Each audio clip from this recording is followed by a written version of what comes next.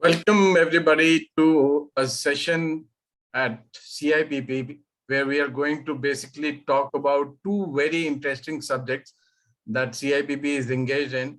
One is digital public goods and the other is the role of culture or role of culture policy in economic growth. And to talk about these two subjects, interestingly, we have one person who's Mr. Sanjay Anandram. Sanjay is I've known him for 20, 25 odd years. He's worked in the tech space with Wipro in various roles across the world. He was also one of the pioneers of the venture capital industry in the country. You know, way back in the early 90s, he started a fund called Jump Startup. He was also the founder and of a VC-backed Silicon Valley startup called, which was part of InfoSeek and later Disney. Lately, he's been doing a lot of work in the nonprofit space, both as part of MOSIP and as a co-founder of NICE, which is a nonprofit network of Indian cultural enterprises. He is also on the executive board of MOSIP, which is a modular open source identity platform. He is also an ambassador at iSpirit, which, as all of you know, has been pioneering digital public infrastructure and digital public goods in the country. So welcome to this session, Sanjay, and thank you for giving us your valuable time to talk to all of us. Thank you very much for the invitation and the opportunity. My pleasure, Yatish and Ritesh and the rest of the team at CIPP. Thank you very much. So basically, Sanjay, we wanted to start off this conversation by asking you a few background questions that sometimes do not get addressed, which is basically, first of all, defining the difference between a digital public infrastructure and a digital public good per se. How do you differentiate between these two elements? Right, and that's an important thing. Various folks have attempted to provide a definition of what is a DPG, which is a digital public good, what is a DPI, and then there's another allied concept called building blocks, right, which essentially go to creating the DPGs and DPIs. Fundamentally, it's important to understand what is a public good. A public good essentially meets two criteria. One criteria is that it is non-excludable. Second is that it's non-rivalrous. What that means is that, for example, the air that you breathe is non-rivalrous. If more than one person consumes it, the supply doesn't reduce for the others. So they're not in contest for that. Non-excluding is evident by its name that everybody can partake in a public good, right? So that's the definition of what a public good is. Now, when you think about it as a digital public good, it means that the good that is being offered, good not in a value-based, but good as an economic term, it means that it is something that is encapsulated through digital means. And that is important. And how is it encapsulated? It is built upon using code that is open to everybody. Everybody can access it. Everybody can use it. For example, open source software that you may have heard of is a digital public good. Now, there is the entire internet has been built upon what is called open building blocks and public goods and elements of digital public infrastructure. I'll give you an example. If you take email systems today, the whole world, the email system is built on what is called SMTP, Simple Mail Transfer Protocol. So I don't need to know anything about what system you use. I may be using, let's say, Gmail. You may be using Outlook or Yahoo or whatever else. It doesn't matter. Both the systems essentially work on the SMTP, which is a building block that is available to people to use, and then you build on top of that. So SMTP is a core definition of how a message will move from A to B. It defines the rules of, let's say in a simple term, It defines the rules of message communication, transfer. What will that message contain? It has to have a destination address. It has to have a source address. There must be a way to identify what is the message, what is the subject, etc., right? So that definition is defined by the SMTP, right? And whether you can store the message, forward the message, delete the message, those rules are defined. Then there are people who build on top of that core definition. So you create your mail systems that are based on SMTP, right? Which is, let's say, the user interface that you build. Then, the scalability and a bunch of other interesting innovations that you provide on top of SMTP. For example, how do you label your messages? You could label a message by subject, by sender, and so on. Those are all the rules and settings that you can create in your mail system, right? So those are the innovations that get created. Now, coming back to the question of a DPG, a digital public good, just think about it in terms of a public good that is open and available to everybody to use, on top of which I am going to build infrastructure, right? So for example, MOSIP is a good example. MOSIP is a modular open source identity platform. It provides an identity platform that is available to the whole world. It is there on the internet, you can access it. Now, but what do I do with it? Now I have to build infrastructure on top of a digital public good called MOSIP.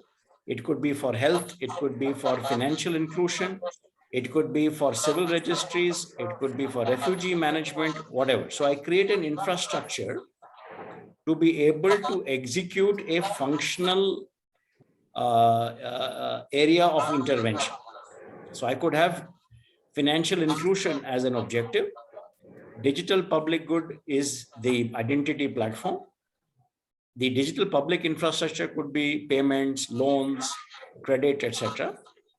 Now, to build all of this, I may use some building blocks, which are self-contained, autonomous pieces of software that exist, which I can just pick up and drop into the building out of the infrastructure. SMTP is an example of a building block. If I have to create a mail system, I don't have to start from ground zero. There's already something called SMTP. I can pick that up, drop it into my application. So therefore I will have the infrastructure for messaging, of which the email building block is built on SMTP, right? Are you able to see the difference between? So, I mean, just to kind of clarify this furthermore, like in public policy, public good is very well defined, and the example typically which is used in public policy is that a park is a public good. Yes. Which is built for the community, and it can be used by everybody. Yes. It has rules for access and entry and exit, but it is available for usage to the whole community. There is no access barrier to that park within the park timings. Well, now, if you were to apply this to a digital public good, you're saying that besides it being available to the community or to the masses, it also has to be interoperable, and it has building blocks that can be used. So Yatish, let me take the same analogy. You take your park, your public park, right? Yeah. Now the issue with the public park, while it is a public good, the usage of the park by any one person does not reduce the supply of the park to the others, but within certain boundary conditions, right? Yeah. If a lack of people come to the park, you will not be able to use it. Yeah. Isn't it? So in that sense, the distinction has to be made between a digital public good and a regular public good. For example, an air is a very common example of a public good, right? You can't control it, and if you breathe, doesn't mean the next person has less air to breathe. Okay. So that is kind of keep that in mind. But this analogy, let us take that as a starting point so that people understand what we are talking about. So if you have this as a public good, let's say the park, and let us assume that the park is of infinite capacity, so anybody can come, so it doesn't reduce the facilities for anyone else. Number two, it is not excluding, meaning there is no restriction. For example, if I charge an entry fee to the park, right? Only those who can afford to pay the entry fee can enter the park. Therefore, I am, by imposing an entry fee, I am excluding certain people who cannot afford it. Yeah. So in that sense, it is not a public good, right? A public good means anybody has access to it without any barrier whatsoever. That is the, so for example, if software is out there on the internet and anyone can access it without paying anything to anybody, right? So that software exists. So today, if you look at the entire internet, what Google is built on, or the data centers at Amazon, everything else, they're all built on what is called open source software that is open for everybody to use. How they innovate on top of that is where their intellectual property lies. To give another example, you see all the highways in the country, right? All the roads. Anybody, it is open to everybody. Let's assume there are no tolls. Let's assume there is no tolls. So anybody can access that road, whether you're on a bullock cart or in a Ferrari, you can access that road, right? Now, what happens then again is that my using of the road doesn't reduce the availability of the road to you, theoretically. But if like 100,000 people come at the same time, the road traffic jam becomes a problem. So there is while a public good in its purest form is a theoretical kind of a concept and applies only to few areas, and particularly so in digital, because digital is infinite. There is no physical boundary to the public good in digital terms, right? If there's a piece of software, everybody can use it. It doesn't matter. But even then, there's a theoretical limit to it, because it all depends upon how many computers can access it, the speed of operation, and so on, right? So conceptually, the public good idea remains. Now, the infrastructure that I build on it, to coming back to your park example, within a park, I now create infrastructure for others to enjoy. So let us say I create an entertainment zone inside the park. Okay. That entertainment zone becomes a public infrastructure for people to come and watch plays and listen to people talking, music, and so on, right? Now, to create that infrastructure, I need a building block. I need some seats, I need a table, I need a projector system, I need an event management calendar, etc., right? Now, all of those, imagine, is available to you from different shops, each of whom is selling you one piece of it. Somebody is selling you a projector system, somebody is selling you a music system, somebody is selling you some chairs and tables, right? These are building blocks. So I can pick up these building blocks, put together a public infrastructure for entertainment, etc. inside the park. The park is a public good, and that is how you create public infrastructure. And the entertainment area is free. Anybody can walk in, listen to it, walk out. And it has been created using blocks that have been supplied by multiple third parties. Yeah. So that is the way to think of this. Okay, wonderful. So I mean, like, basically you're saying that in this sense, the public good is the larger entity, and the infrastructure is actually built on top of it for a specific function.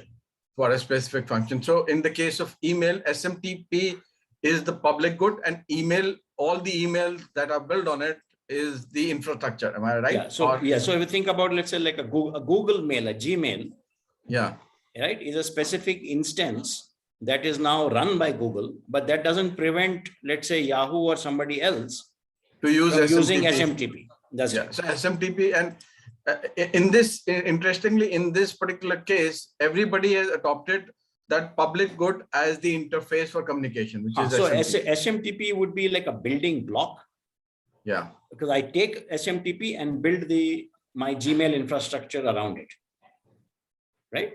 So the underlying public good on which SMTP runs is the internet. Okay, wonderful. Right. Okay, so now let's use this analogy more closer to home, specifically on the India stack. Okay. Yeah. Yeah. And explain to us the components of the India stack. Yeah. And how, which part of it is the infrastructure and which part of it is the good. Yeah. So India, the India stack is a so-called name. Okay. I mean, there is no official name that says this is India stack, right? It's a generally accepted a term for a set of building blocks. Okay. And the bedrock, the foundation is what is called JAM. Okay, JAM stands for Jan Dhan bank accounts, A stands for Aadhaar, and M is mobile, right? Which is the access capability of the mobile network, mobile device, and so on, right? All of that. So without that, you cannot build the rest of the components that comprise the so-called India stack. Okay, so the underlying is JAM.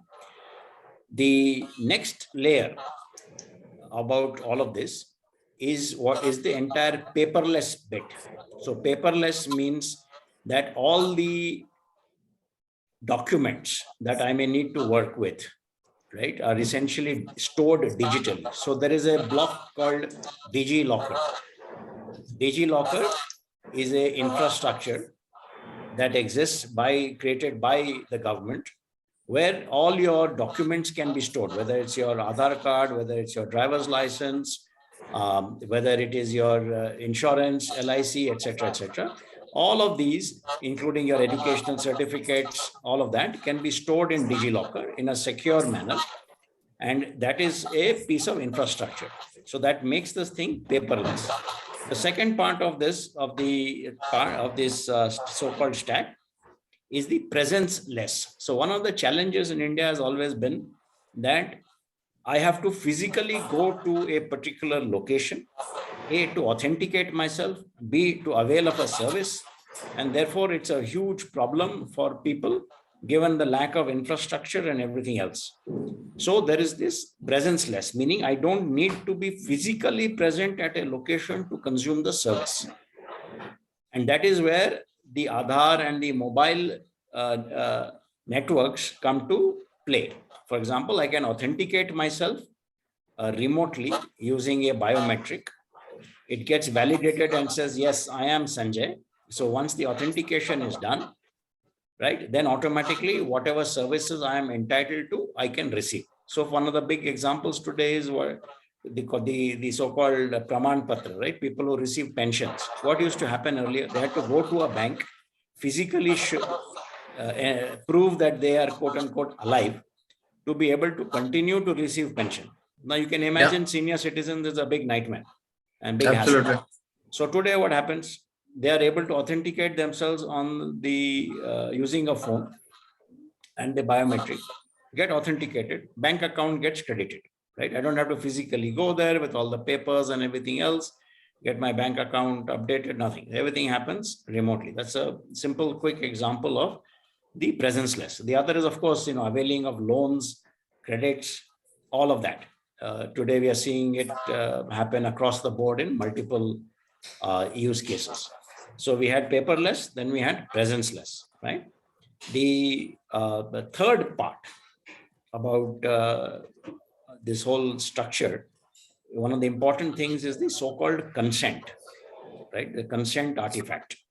Now, what this does is, for me to be able to access some information about you, then I need to get the consent of the person whose information I am seeking, right? So if I have to give you credit and I need to know something about you, for example, your bank details and bank, your transactions, etc., I can't just go and do it arbitrarily. I need to get your consent. You have to give me permission.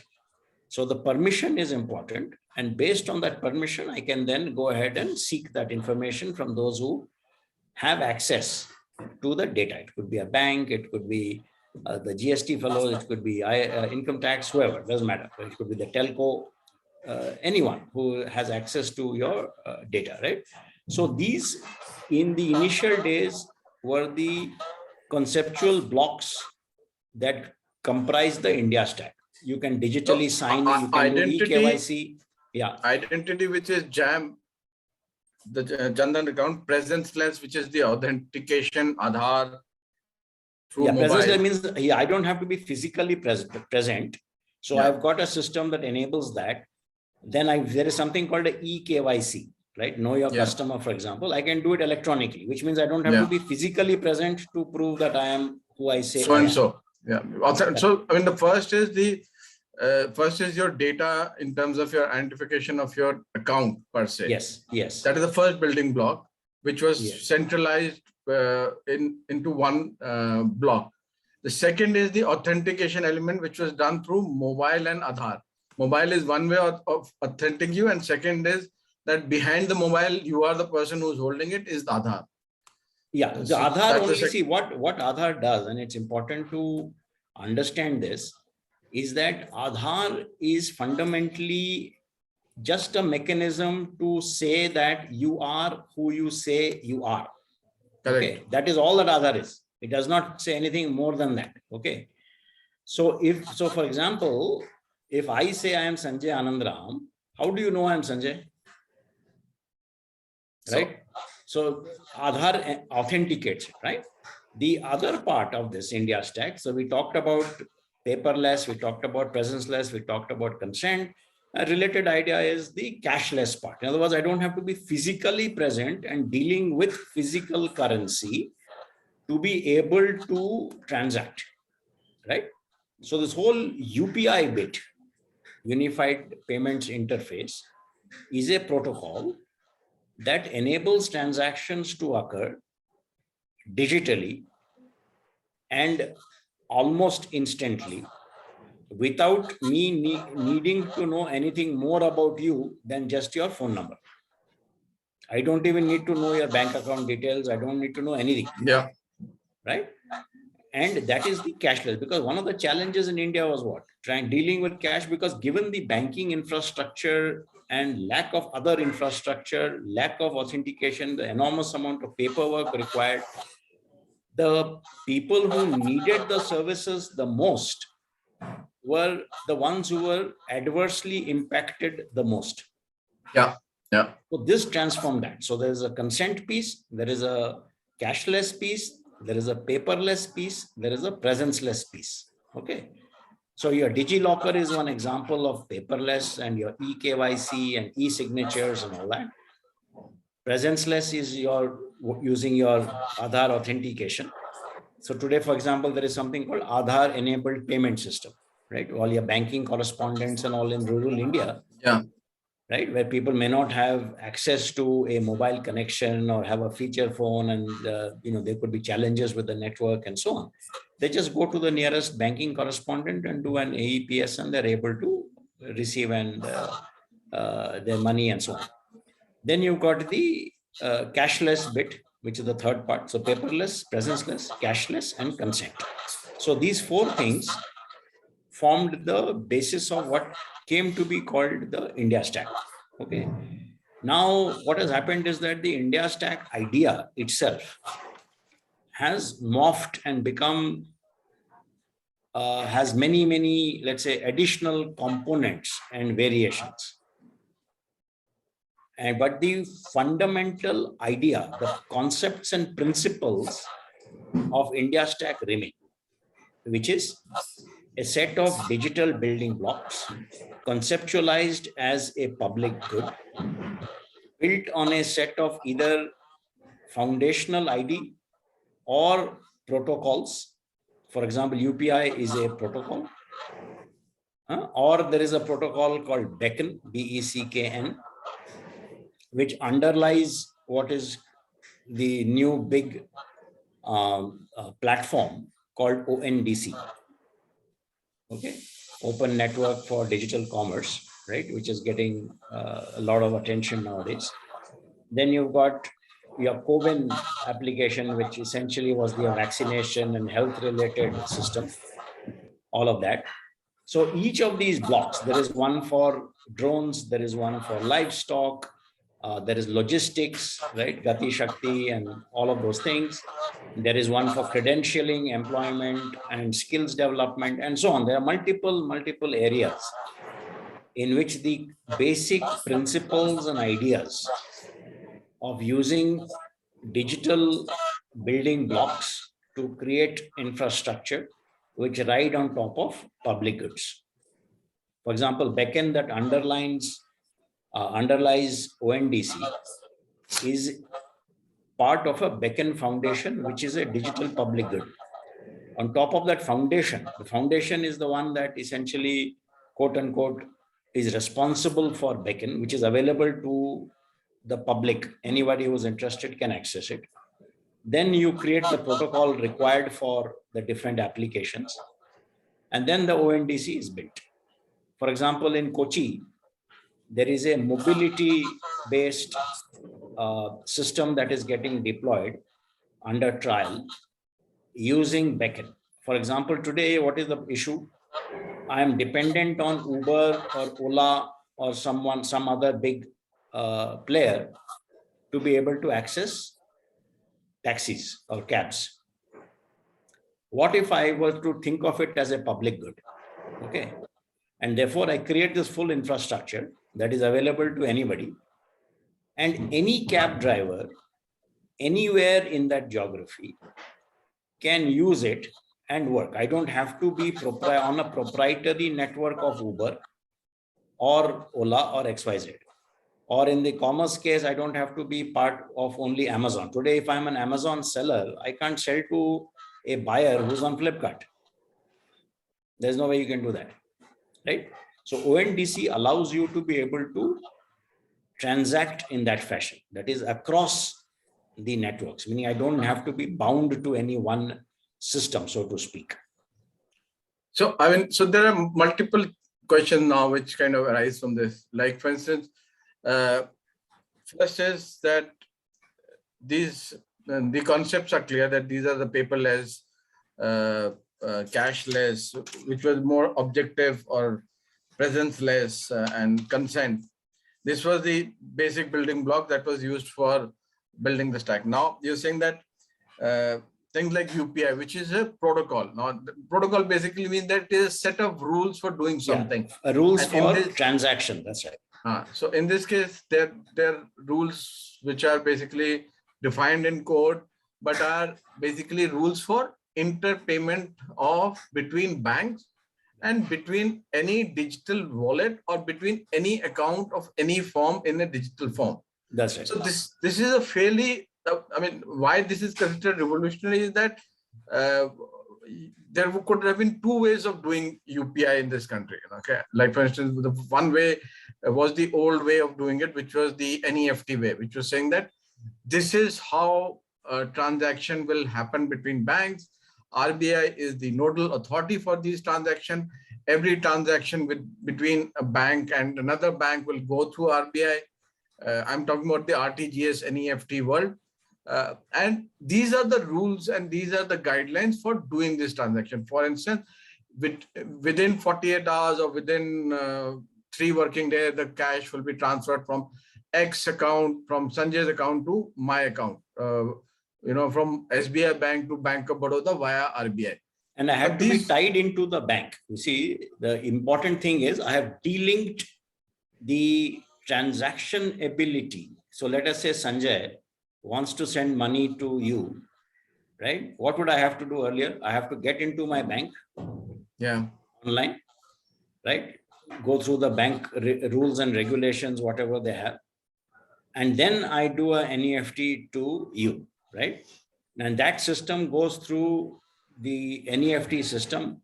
There's a clearinghouse at the back that deals with it. And then finally, after some period of time, your account gets credited.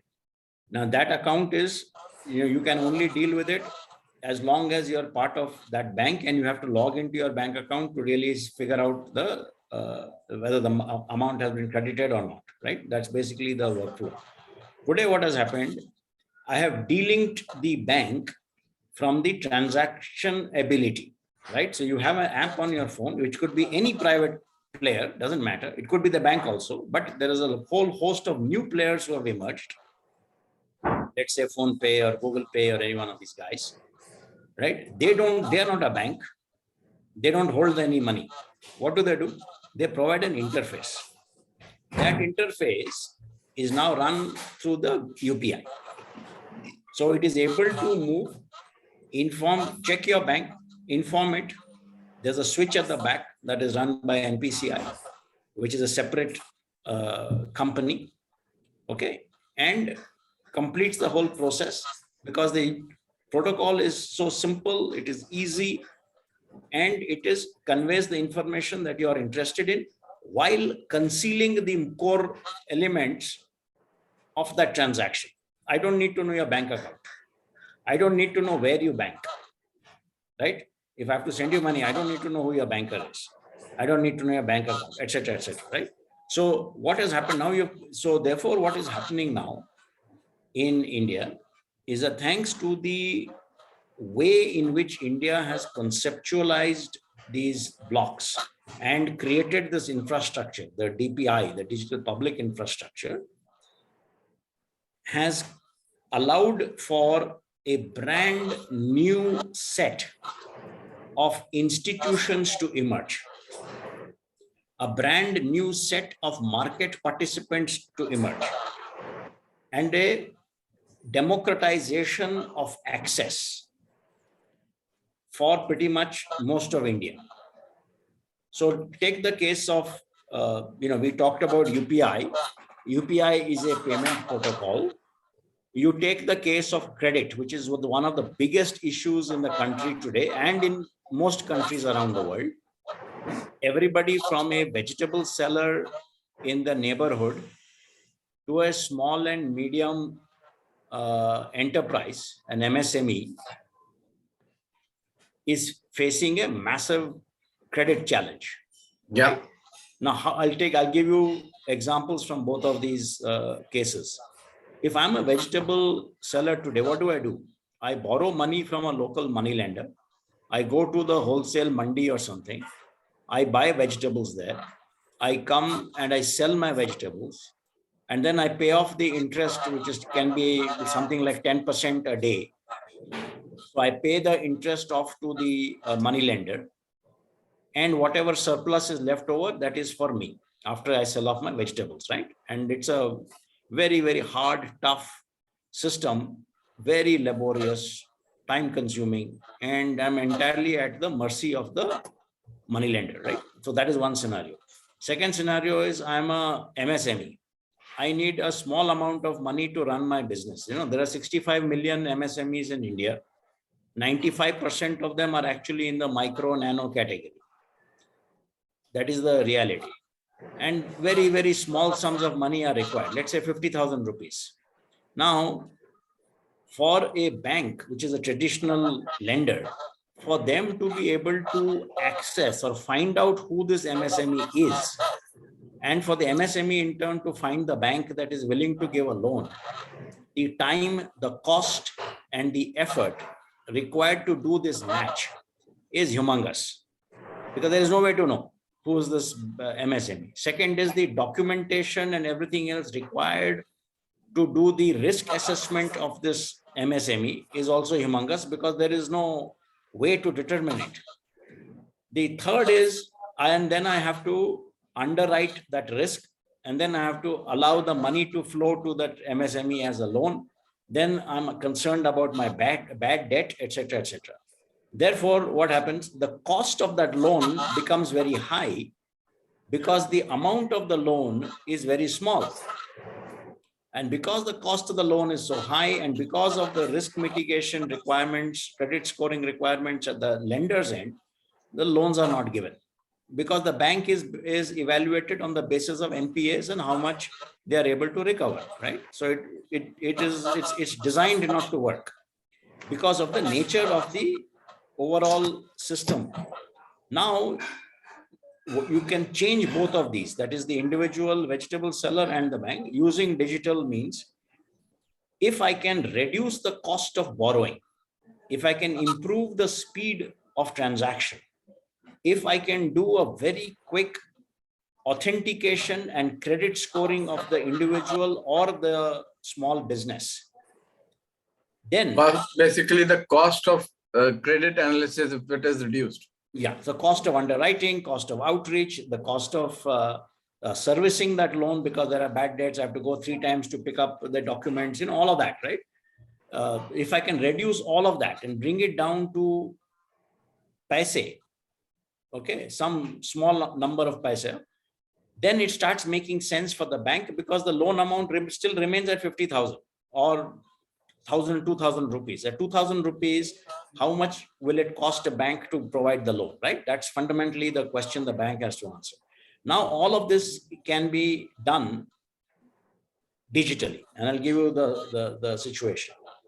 So at iSpirit, we have created this persona of this vegetable seller. Her name is Rajni. Okay, now Rajni will borrow. How does she borrow?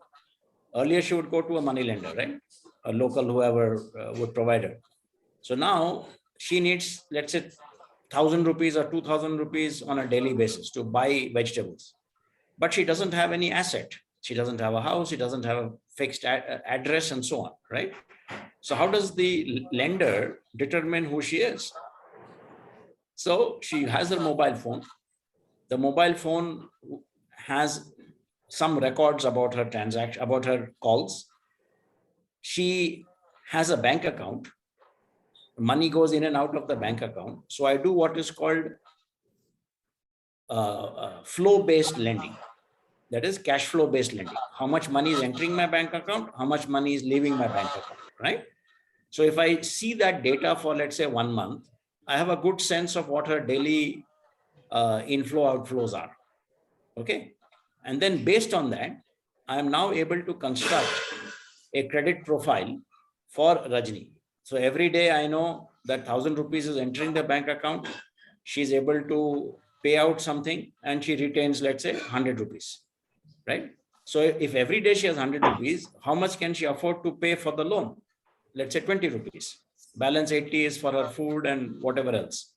So let's say 20 rupees. Now, for 20 rupees, and she's asking for a small amount of loan, how do I service it?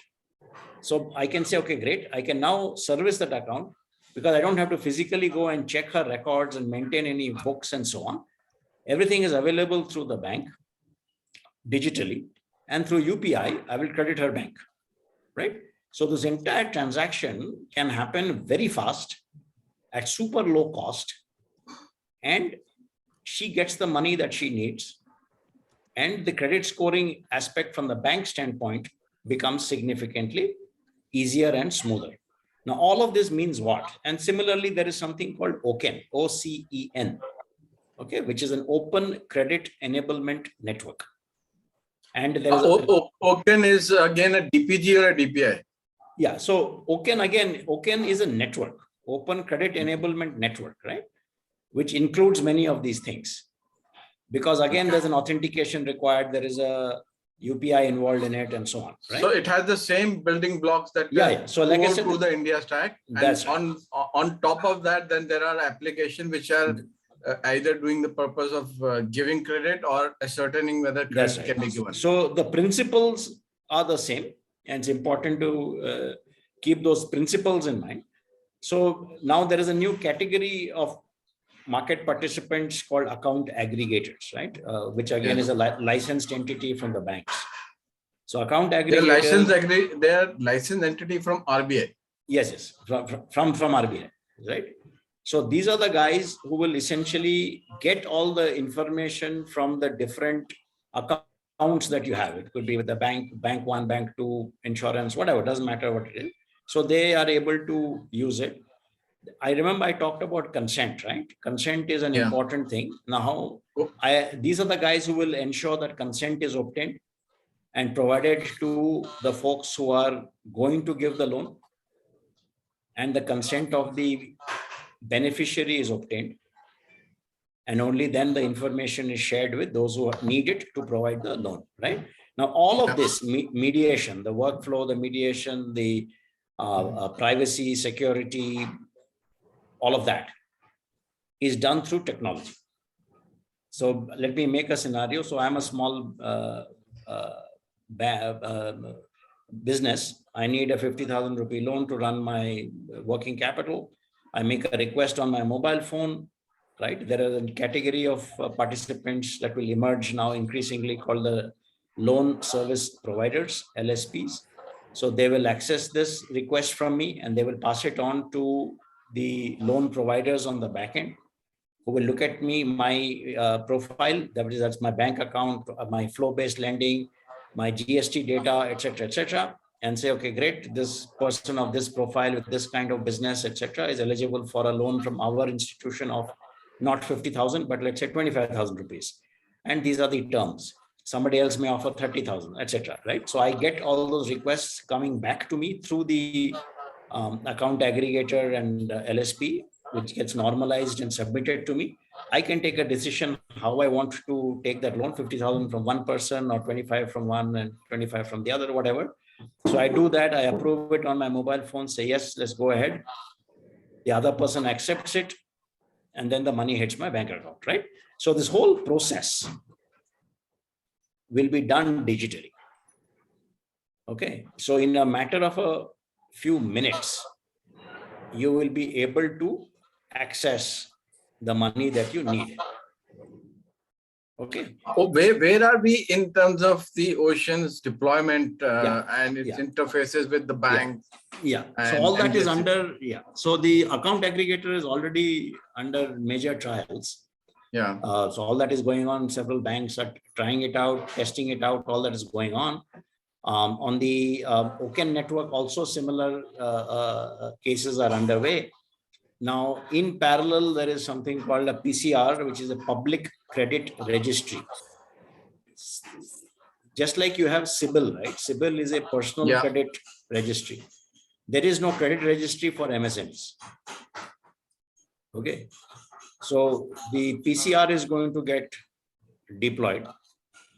It'll happen in about a year's time. So same time next year or in 18 months. So PCR, I would understand, is an institution, it's an organization. Yeah, it's like CIBIL. So it'll be owned by, so just like CIBIL is owned by banks and Equifax and those kind of guys. So similarly, there'll be another credit bureau, maybe some banks. We don't know how it will get structured.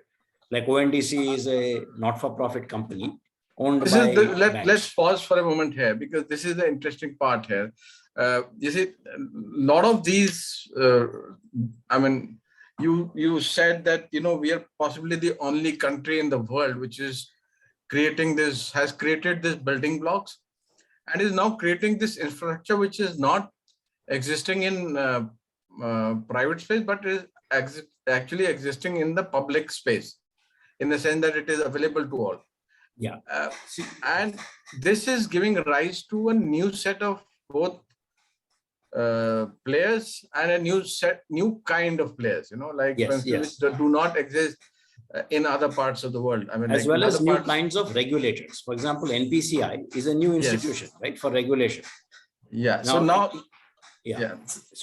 NPCI, see, one of the things in India is when we say everything has to be owned by government or a government department and so on, that by its very nature becomes inhibiting and restrictive, because government can do certain things, it cannot do certain things because of the nature of the governance system.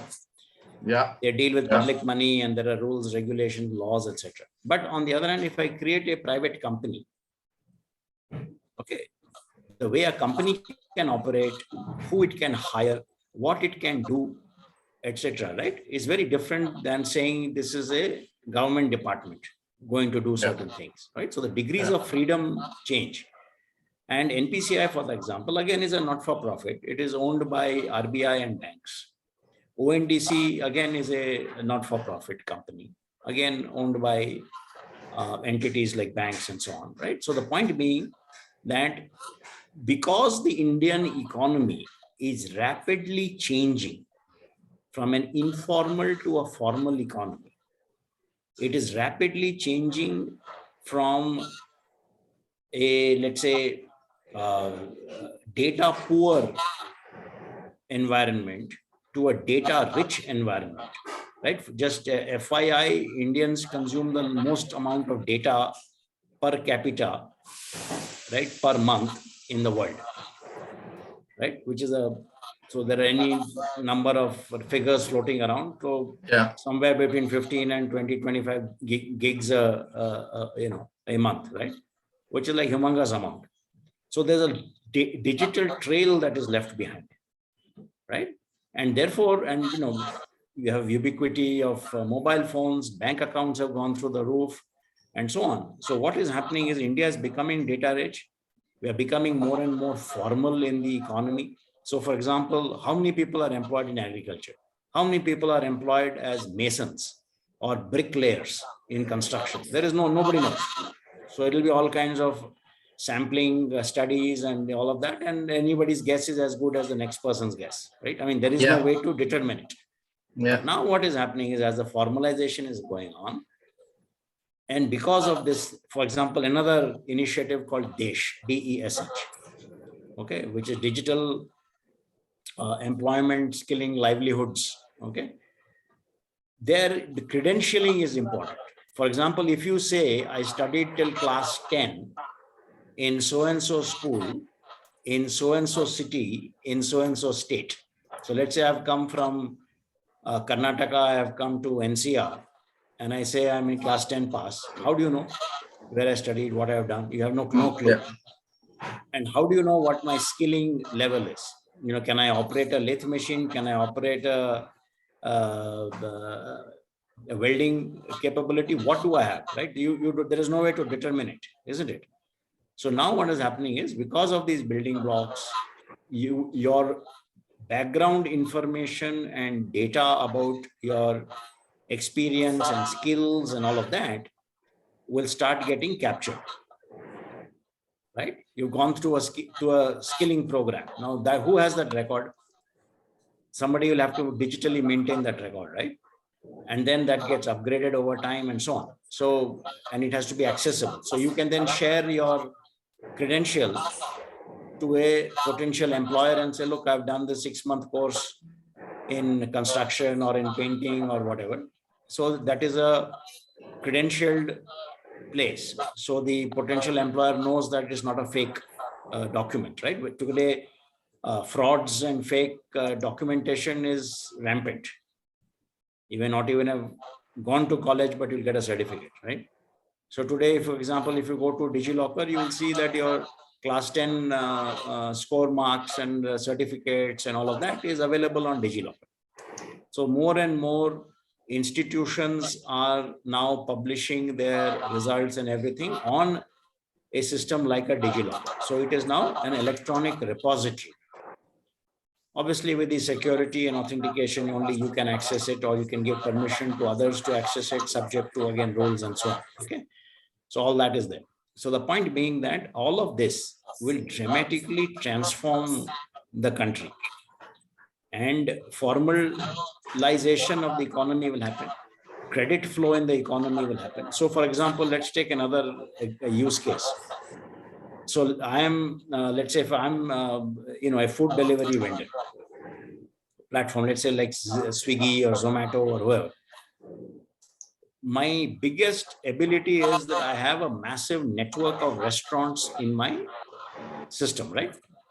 And I know exactly how much business is going to each restaurant every day, what food is getting ordered, and I can arrive at a good estimate of how much money this restaurant is making. I can approximate it plus minus 10, 15%, right?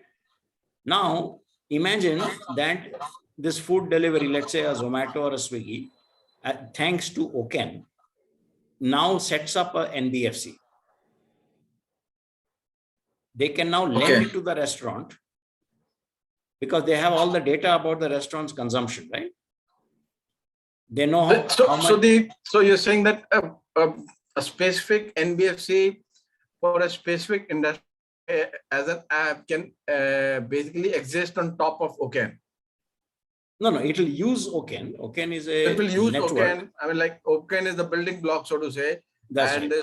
this NBFC is the so-called app on top of it. So the NBFC can be run by anybody. So I'm just giving you an example. So let's say Swiggy decides to start an NBFC because they want to lend it to the restaurants. Yeah. Okay. Now, how do they lend to the restaurant? Where do they get the information from about the creditworthiness of a restaurant?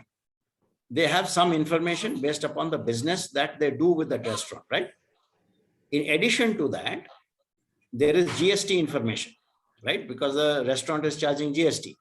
Which is currently not open for So that is anybody. all. So that is all part of the process of getting onto the OCEN system. So the GST folks have to give the permission and authorization and all that. All that is a WIP right now. So I'm painting a scenario, right? So now if the GST gives its data, Then what happens? I now have GST data. I know Then how you much have business you is. actually have cash flow data in that sense. Exactly. Then the restaurant will give me permission to access their bank account. So I know how much money is actually going in and out of the bank. And that is in real time, right? GST data is not real time. So this is real time as it is happening in the bank account, I'm able to access and so on. So I get consent. I get access to the information, which is data. And then I can structure a credit for the restaurant, which is low cost, which is very fast. And I use UPI to make the payment into a bank account. So the same blocks, and it will happen in a safe manner, in a confidential manner, and based on consent. So what I talked about earlier, paperless, cashless, presence-less, and consent, right? So the same principles apply, except that depending on the use cases, there will be other new institutions created, new kinds of marketplace. Tell us a little bit about the institutions currently in place and the people currently driving this, so that we as a organization need to track it. Which organization? The biggest one to track certainly is NPCI, right? Which is the NPCI. Yeah, which is the payments, right? Which is huge. Yeah.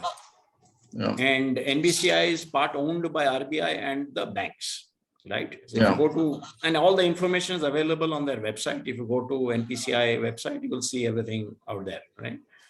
Then you've got this ONDC, another big example. If you go to the RBI site, there's a lot of information available on account aggregators.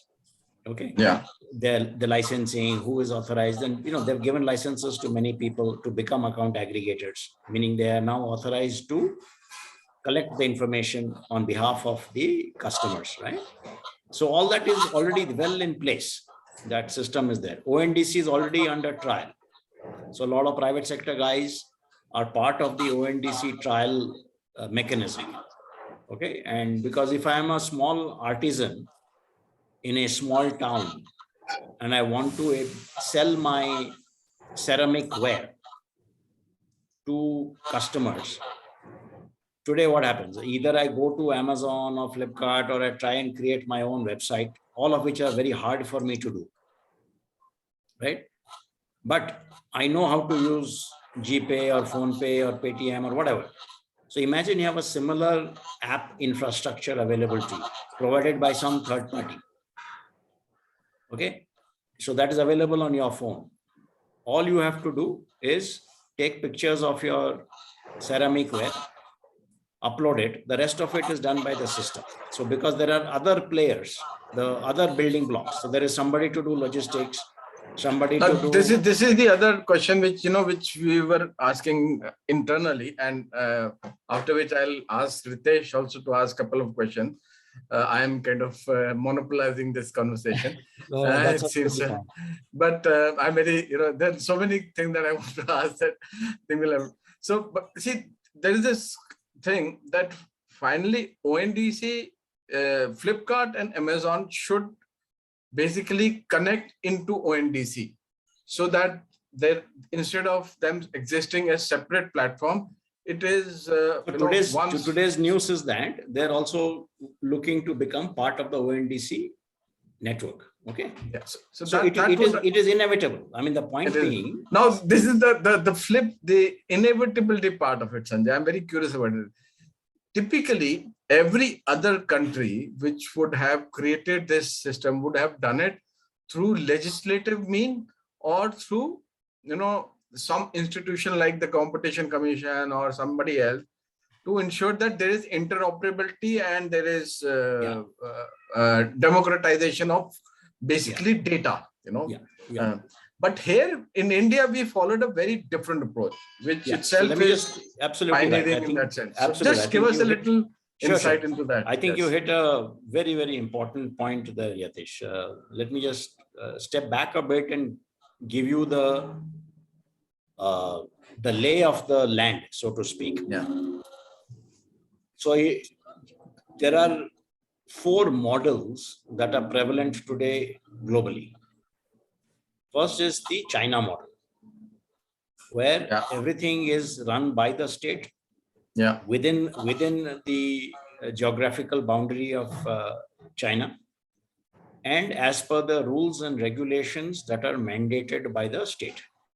You cannot do anything on your own. You have to follow only those rules. You have to follow the partnering arrangement, the access to information, the sharing of information will be as determined by the government. And those are very clear, strict rules of engagement. The size of the Chinese market is such that everybody is keen to go and play there. So they essentially, let's say, modify their positions that they have elsewhere to be able to access the China market. That is one model. And outside players are not allowed to play inside China. Okay, that is the first model. Second is, let's say, the US model. The US model is led by the private sector. And whether it is the Amazon or Microsoft or Facebook or whoever else, doesn't matter. The private sector leads the charge with, on the back end, support from the State Department and other government agencies. For example, if you take the SWIFT shutdown of Russia, right? Now, SWIFT is supposedly an independent organization, but it responds to government diktats, right? Or Google Pay and Apple Pay stopped working in Russia. So that's the second type of scenario. The third is the European model. European model is about using the law, that is regulations, to be able to create standards and protocols of engagement. So they've got a Digital Markets Act, Digital Services Act, and so on. And they have the European Commission, which has a digital responsibility for ensuring that the interests of the citizens of EU are taken care of. All of this is enforced through law, okay, and standards and that they have. The India model is a pioneering new way of thinking about it, which is the fourth approach. India's model is using or creating digital public goods as an offering, on top of which you have the infrastructure and private sector innovation. Okay. So the private sector has a big role to play. Their role is through innovations and through customer acquisition and customer servicing. The infrastructure is created by the larger, let's say, incumbent players like banks. So they create the backend infrastructure. So for example, behind a Google Pay, there will be the banking system that ensures that the bank account actually debits your account and credits mine, right? Innovation is happening on the front end. And underlying that is a protocol like UPI, or there is Aadhaar and some other things, right? So that is how the India model has been created, which is a not legislated, right? So there is no mandated law that says you have to work like this, right? It is only regulated. It is not legislated, right? It doesn't say that you have to use UPI.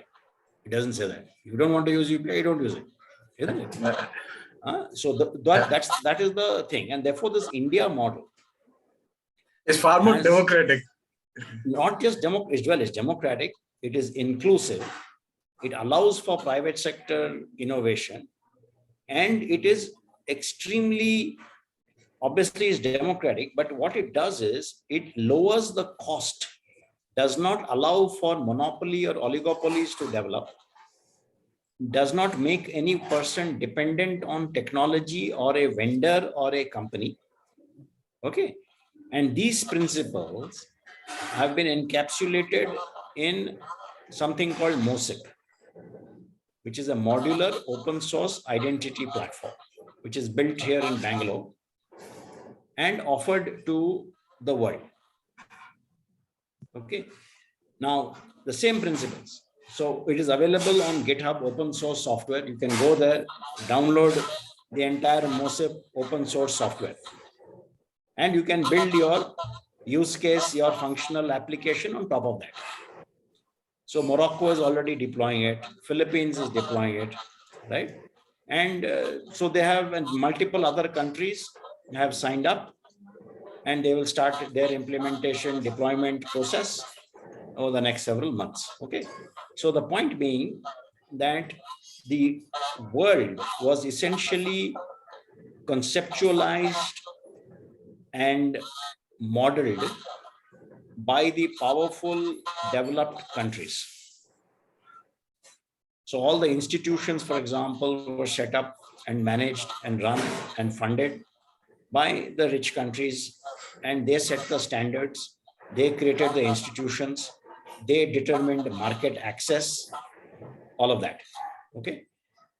Now what is happening is, therefore, countries that don't have the capacity, that don't have the technology, that don't have the wherewithal to put in place the infrastructure, whether it is hard infrastructure like networks and telecom towers and all that, or soft infrastructure like the legal and policy framework to be able to guide all of this, they now have access to a vendor neutral, technology neutral, country neutral digital platforms and blocks that they can now use to build solutions for their people based upon their context and use case. So it could be for health, it could be for financial inclusion, it could be for tracking registry, births and deaths and so on. It could be for tracking refugees, whatever the use case may be, right? So all of a sudden you find that more and more countries can now leapfrog their process of formalization because of the digital platforms and public good thinking that India has pioneered. And increasingly, we are seeing that more and more countries are recognizing India's contribution, and they're coming to India to be able to work with India, work with our institutions. There's so many people come to meet the Aadhaar folks, come to meet various other government departments, ministries, to understand and partner and see how these things can happen. And Europe particularly is at the forefront of this kind of engagement. So thank you. Now we'll shift a little focus now to NICE. Sure. And before that, I will ask Ritesh. Ritesh, you had some questions. Please ask those before we shift to NICE. Yeah. Thanks, Sanjay. And that's great to hear in terms of the India stack and as we know it now, and specifically coming from the European landscape or the global market. So I'm already seeing the implementation of the various infrastructure, which is influenced by UPI or the various infrastructure within the country, like P27 in Nordics, which is directly influenced by UPI, and similarly Fed now as well. Now, specifically in India, I have a question, Sanjay. We know the cost of credit is significantly higher for the innovators, for the fintechs, right? With the open credit network, how do you see it will play the role, specifically for the existing banks, the government institutions, as well as for the innovators, whether it will make difficult for them? Yeah, so good question, Ritesh. See, if you look at the open network, right, what is the challenge? You think about it from the intended beneficiary perspective, which is, let's say, a small business, right, or an individual. Their current situation is they don't have access to any formal credit. That's the situation, right? They don't have access, or they have to borrow from at usurious rates from the informal market. Now, what happens is this: with the financial inclusion, access to credit, because of the market being what it is, as more and more people enter the formal credit system, the market size is so large, And because of the number of newer players, whether now you're seeing in the government is talking about regulating fintech, regulating NBFCs, because of the massive growth that is occurring and the demand for money. And therefore, obviously, they have to be regulated to make sure that bad behavior is taken out or managed. So the competition in the market to be able to access the beneficiary will drive innovation and will drive costs down, right? If you had only a few suppliers and a few borrowers and with no penalties on either side, right? That is one kind of behavior. The other behavior is you've got a massive number of borrowers and a large number of lenders. The market will ensure that innovation occurs because it will become better, faster, cheaper applications to use, better terms, right? Less, let's say, painful penalties, and so on, right? So all of that will happen. And we are already seeing newer institutions being formed. We talked of NPCI, we talked of account aggregators, we talked about loan service providers. Newer kinds of institutions will emerge to service the needs of the huge market. See, one of the important things, and this is a conceptual point that has to happen, for all too long, we have been thinking only in terms of the supply side. That is controlled, managed, regulated, etc., by the government and various departments and so on. It is now time to think of it from a market perspective, which is the demand side. Okay. The key for us is to unlock demand,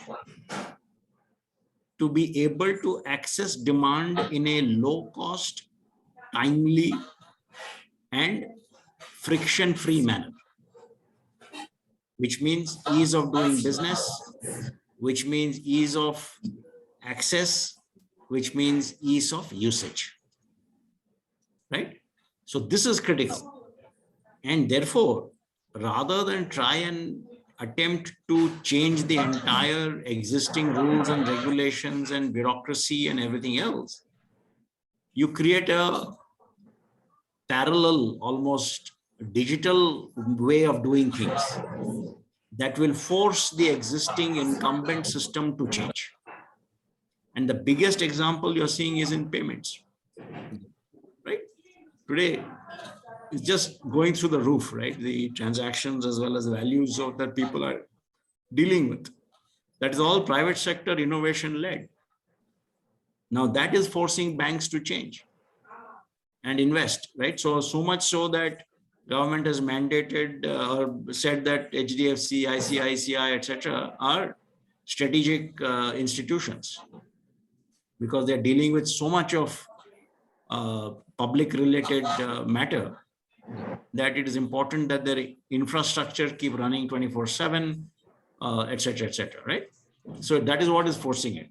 Now, if I use my UPI to be able to transact on the stock market, if I can invest in mutual funds, if I can get access to or a telecom connection with just my phone, right? I do my Aadhaar KYC on the mobile phone and I get access to my telecom. I get a new connection, right? Without having to fill up 20 pages. And right today, if you have to invest in a mutual fund, there are a huge series of documents you have to sign, right? The cost of that is very high. It takes amount of time and so on, right? Imagine you could just do it on your phone.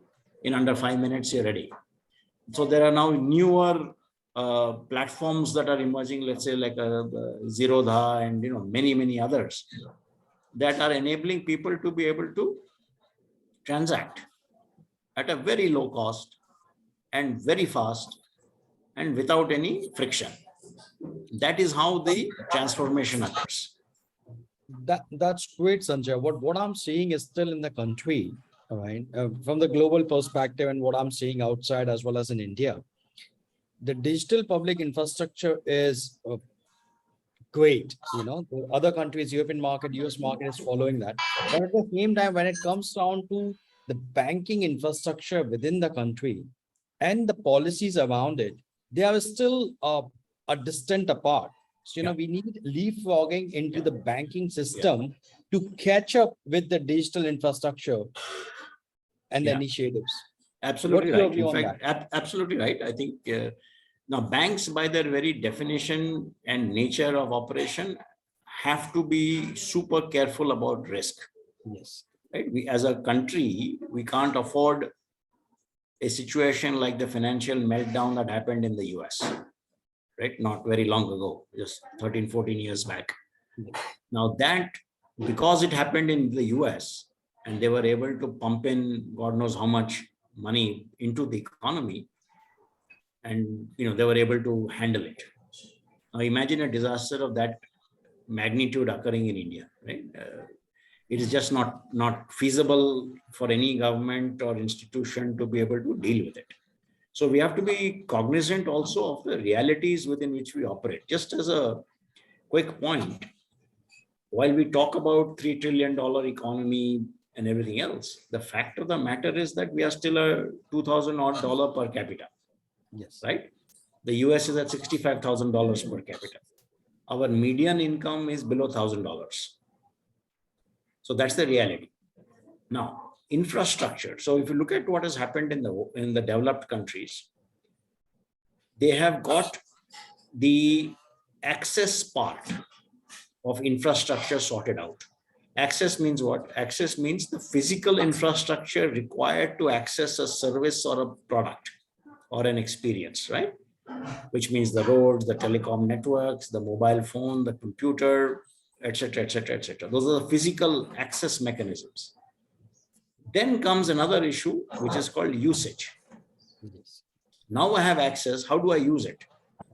And therefore, in developed countries, because they've been using all this for the last many decades, the big issue for them now is issues like privacy, issues like security. Okay. Individual privacy, individual security. In India, those are not critical issues for the vast majority of people. In a village, a person living in a particular house knows exactly how much livestock the neighbor has, how many kids they have, what they do, what ages they are, how much income the neighbor makes. All that information is available, right?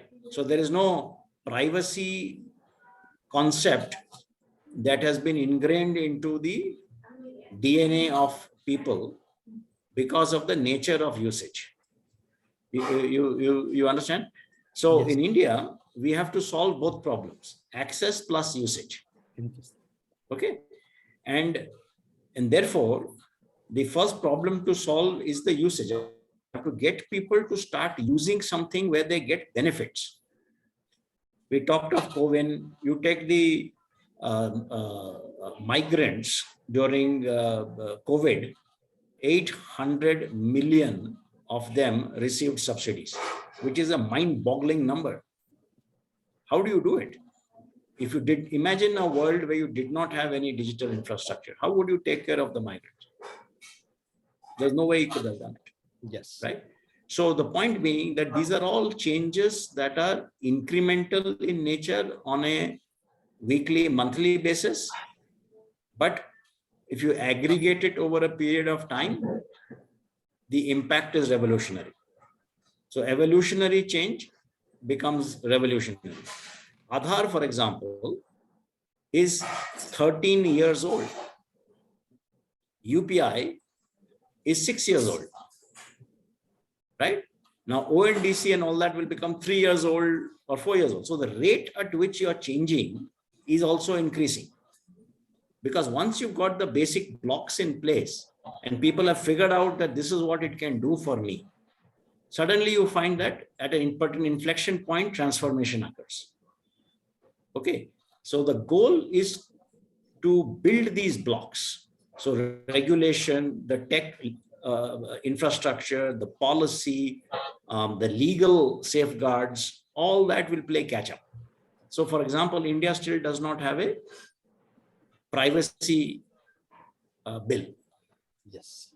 Right? Personal data, private, we don't have. Now imagine if we first started saying, let us first have a privacy bill, then let us do everything. You would not have made any progress, right? That's right. Now, therefore, it is important to keep context in mind. It's important to keep realities in mind. And end of the day, the only governing principle must be, is it benefiting the vast majority of the people? Thank you, Sanjay. You have already answered my another question. I was about to talk about the privacy bill, because obviously where we are talking about the national data governance policy, Yes, yes. and in the absence of the privacy bill, and I'm Yeah. sure it is going to be a difficult road. Yeah, it will but- happen. I mean, it's the drafts are available. Even the non-personal data bill draft is out there. But this is So the I'm- other part of it, Sanjay, which is very interesting for me, that we are not waiting for these bills to happen. Yeah. The platforms and the infrastructure is already happening. And, bills or any legislative move always has too many lobbies trying to shift and change it. Correct. While in a digital code or in a protocol, you can shift it dynamically, Yeah, and it is all. So instead of carving it in stone or law, it is better to carve it in a software code, in my opinion. Absolutely. Which is what is the entire consent architecture is a techno legal. Yeah. piece. So yeah, it becomes the techno legal piece. It's like Exactly. it's like having financial practices embedded in the ERP Yeah. in a corporate. Absolutely. Similarly, you have governance practices embedded in a public code, digital public code. So that is the analogy I generally use to explain to people why we have changed the whole pace of public policy. Yeah. How the paradigm has shifted in this public policy making in India. And not many people have caught on to the fact that we have changed the paradigm. They're still thinking about laws. They're still thinking about acts. They're still thinking about, bringing, I don't think so. The e-commerce act will do much if the ONDC takes off, Yeah. So the whole point is, it will reaffirm lag. ONDC. It can reaffirm ONDC. See, there's always a Yes. lag between what the technology, what the policy and laws do versus what the market does, right? So yeah, market is always faster. So you have no question. So if you embed policies in, so this is again a classical thing. We have embedded policy making in the bazaar. Yeah. Not Absolutely. in the sarkar. Yeah. Which is a shift. I think it's a global shift in that sense.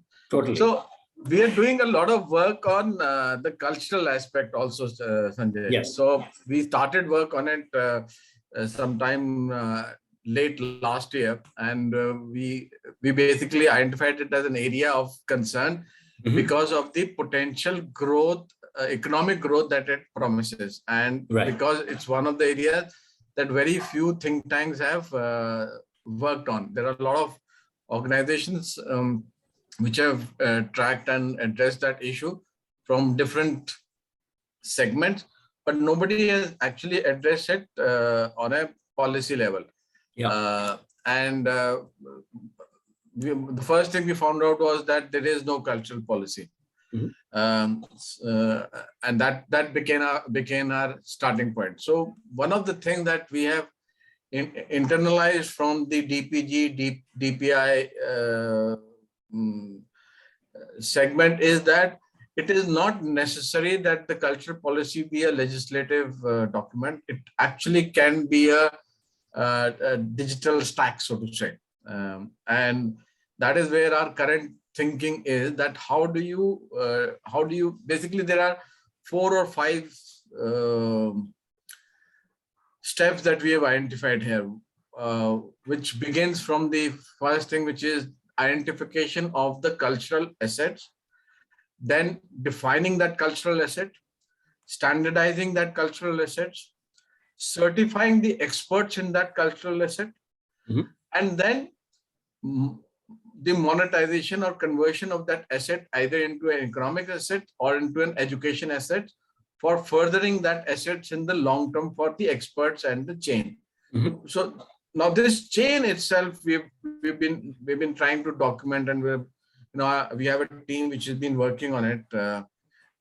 So to give them a little background, would you give us some background of how you have structured NICE and what is the area NICE is working on, so they can then address their questions around this subject? Yeah, sure. Happy to do that. See, the first thing that we said was, for decades, we've looked at culture essentially as if through a NGO and development sector lens. That, there are so many artisans, who don't get livelihood. There's some training, so the government should encourage artisans to continue to do what they need to do, preservation of indigenous crafts and art and all of those things. And therefore, it was largely a livelihood sustenance, development, maintenance kind of approach led by government and various ministry offshoots and NGOs and so on. Now, all of that is good, but we feel that the market has to play a big role, because innovation happens from market intervention. So there needs to be a jugalbandi between the supply side and the market side. What does that mean? It means that the artisans and craftspeople and others have been doing the same design using the same material with the same colors and the same finish for decades. Contemporary design, using contemporary metaphors, contemporary, let's say, colors, using digital channels, understanding the changing demographics, understanding the value of intellectual property, understanding market trends, understanding standards. All of these are market-facing activities that also need to be brought to bear on the cultural economy, so to speak. I mean, the numbers are just staggering, right? And we look at yoga, an $80 billion global yoga industry. Can we name a single Indian yoga brand? We can't. And you have to wonder, how come we don't have any of this? We can only name the infamous ones,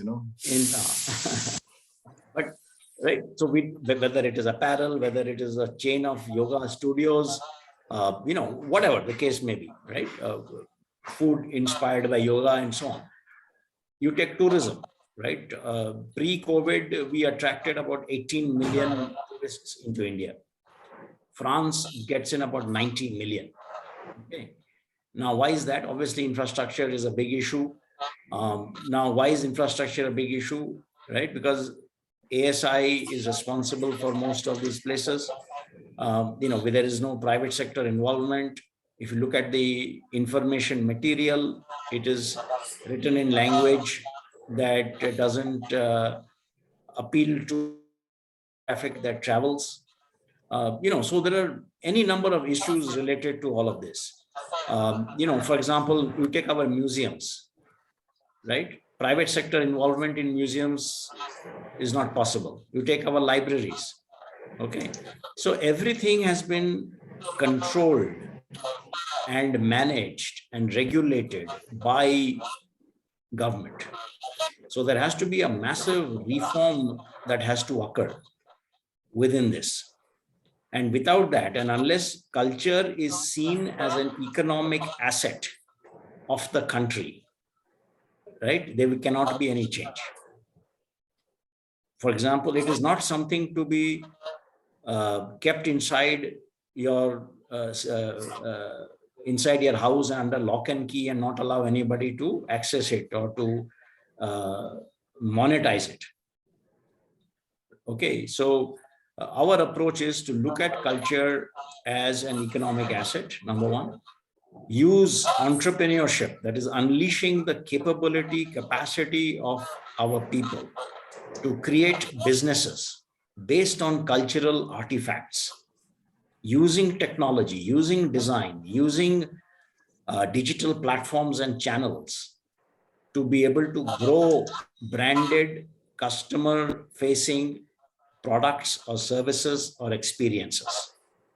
Okay, and you take tourism, right, which is such a huge thing, whether heritage tourism, pilgrimage tourism, wildlife tourism, any category of tourism. It's a mess because we haven't thought about it as an asset. And I'll give you an example. A tourism minister once, I asked him, how come, in Bangalore, there's a big park inside Bangalore called Cubbon Park.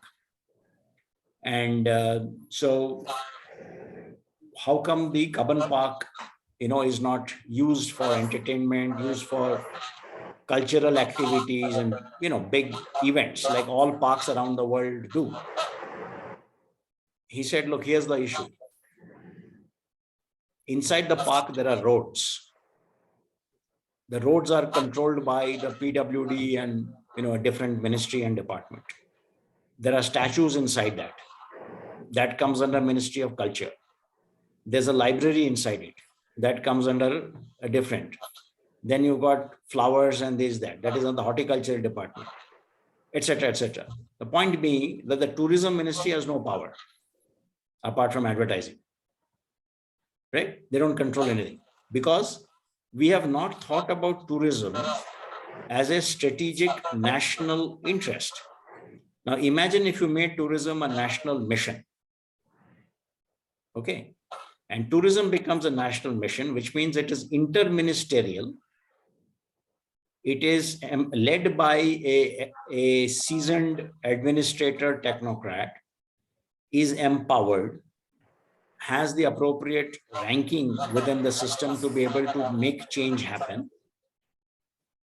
and reports to the highest executive leadership in the country. Otherwise, it's not going to happen. We have seen this in every single example. You take space, which was a pioneering new thing for India back in the 1950s, led by Dr. Vikram Sarabhai. Space department even today reports to the PMO. Then you had Dr. Homi Bhabha, who did atomic energy. Then you had, after that, you had Dr. Varghese Kurian, milk, right? From a milk deficit to a milk surplus country. How did it happen? Because you had this one person fully empowered and who milk was treated as a national mission. Then you had Sam Petroda with telecom. Then you had Nandan Nilekani with UIDAI. Right? The point being that it has to be a national mission at national scale. Otherwise, you will not have tourism, because tourism is actually interministerial, interdepartmental. The airports, right? The roads, the airports, the monuments, the adventure areas, the wildlife areas, the hotels, everything has to be touched. So how do you do it? There's no point saying we need tourism, okay, but unless there are reforms, it's not going to happen. You take our museums. Now, they're all stuck in a different world, right? In a different era. There is no private sector involvement. There is no money. The total budget of the Ministry of Culture is severely limited.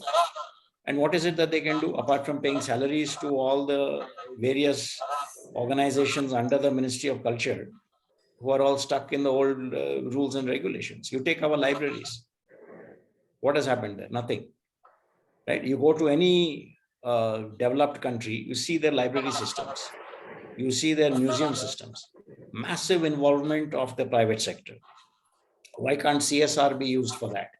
Why can't the private sector participants, philanthropists and others participate, right? You have independent private sector involvement. There is a group called India Pride Project, which is a group of people who are devoted to the cause of bringing back Indian cultural artifacts that have been stolen or taken out of this country without a record. All of that is private sector led. Why isn't the government backing it and supporting all of that? And so on. They've been very successful actually in bringing it back. Exactly. So, and therefore the government can set up funds, right? Just like SIDBI was the channel for creating funds for the creation of India's IT and tech sector unicorns and the massive growth that we have today. Why can't all those lessons be used for our greatest culture, greatest asset, namely culture? All those learnings and, for example, the only industry for which India is globally known and recognized and respected is information technology, right? It's $200 billion today. Everything else that we do is a commodity. We are the world's largest producer of yarn and textiles. We don't have a single Indian fashion brand. All of that is consumed by the fashion houses of the West because why? They control the design, they control market, understanding, they control intellectual property, they understand channels of sales, they understand branding, they understand what users across the world want, etc., etc., etc. We are busy just doing raw material supply, because to do the rest of the chain requires an investment in things that are market facing. Today, you take an iPhone, the maximum value capture of an iPhone profit is by Apple, not the fellow who's supplying the microprocessor or capacitor or the plastic or the screen and all that. That's what we are doing. Unless you become a brand, unless you own understanding of the market and the customer and design and all of that, we're not going to be able to do anything, right? So people come to India and source fabric, use that fabric, use our low cost, high skilled labor to do the embroidery on the fabric, but the design of that shirt or dress is by them. They know how to brand it, they know how to sell it through channels around the world. So we have to totally invert the paradigm from being a supplier of low cost commodity products to high value add branded products, services, and experiences. Supposing you were to say, by 2047, which is 100 years of India's independence, India is envisaged to be a, let's say, a 40 trillion economy, right? I'm just pulling a number out of the hat. So let's say $40 trillion. Supposing it is a mission that in 2047, at least 10% of that 40 trillion must come from cultural assets. Of that 10%, which is $4 trillion, why can't a third of it, say 1.3, 1.4 trillion, come from tourism? You go to the Invest India website today. It says tourism potential is $500 billion by 2027. Okay.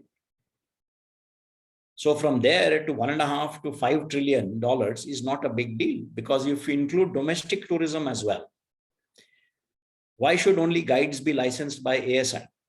As long as the guide is good, is credentialed, that individual should be able to be a guide, which means if I use a building block like Desh, which is the credentialing system, a digital building block, and the person has gone through a course and has been trained, there is no reason why any person can not be a guide. Why can't college kids be guides?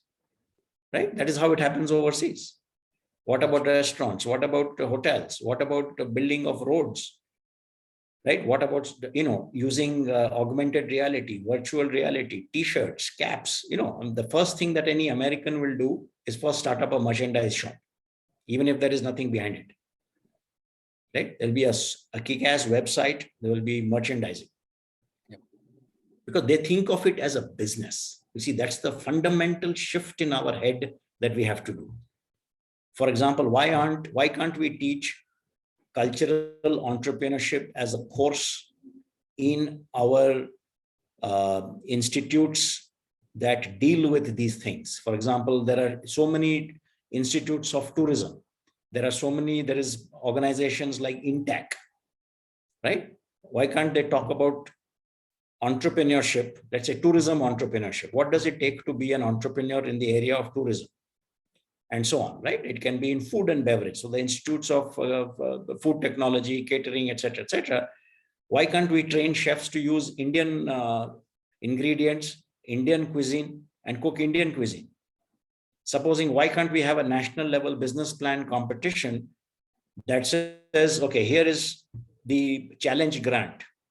First prize of, let's say, 50 lakhs for somebody to go and create a top-class Indian restaurant, cooking Indian food sourced with Indian recipes. The same food is available across the country, but in such a bewilderingly diverse country like India, every state has got God knows how many varieties, right? All of that is lost because we have standardized the same bad quality food everywhere, right? So Butter chicken everywhere. everywhere, right? So the question is how we, unless we do the research on it, unless we create our own recipes, unless we create our processes and standardization, unless we train our chefs, and our people to have customer service, it's not going to happen, right? You have a cordon bleu rating for cuisine. You have a Michelin star. What is it for India? Do we have anything for Indian cuisine? Nothing, because we haven't thought about it that way, right? You take, we are quite happy to drink whiskey, Scotch whiskey. We are the largest consumer of whiskey in the world by number of bottles. Okay. Now, the question is, what was Scotch whiskey 150 years ago? It was an illicit liquor brewed in stills in the backyards of Scottish homes. That was what it was. And the Scots people and the English used to drink it when they traveled around the world. They conquered the world. And net result is the colonized started drinking whiskey. So what did they do? They invested in the branding, the creating of the fancy bottles. You know, if you look at the square bottle, etc., that is all designed to prevent breakage. So each and everything you realize, now in India, we have Feni, right? If you go to Goa, you get Feni. Now, you know, Feni is classified as a country brew, right? It also has a GI, a geographical indicator. But because it's classified as a country brew, it cannot be sold outside Goa. Are you aware of that? Which is why you don't get Feni anywhere else. So no money has gone in to make it a better process. It's a very simple distillation process that any chemical engineer can easily handle,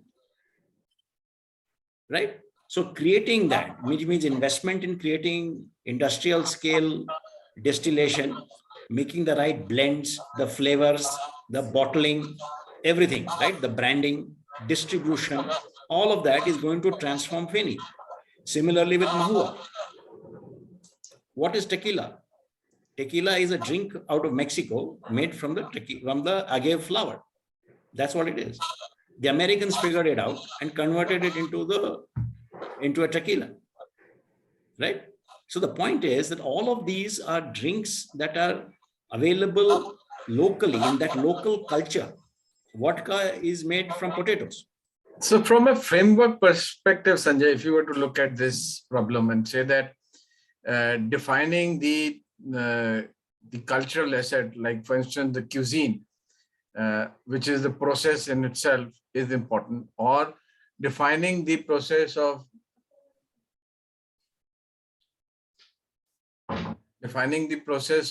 making a liquor or is embedded in somebody's mind, you know, a chef or a practitioner. Standardizing it is the next step, which can be documented in that sense, you know.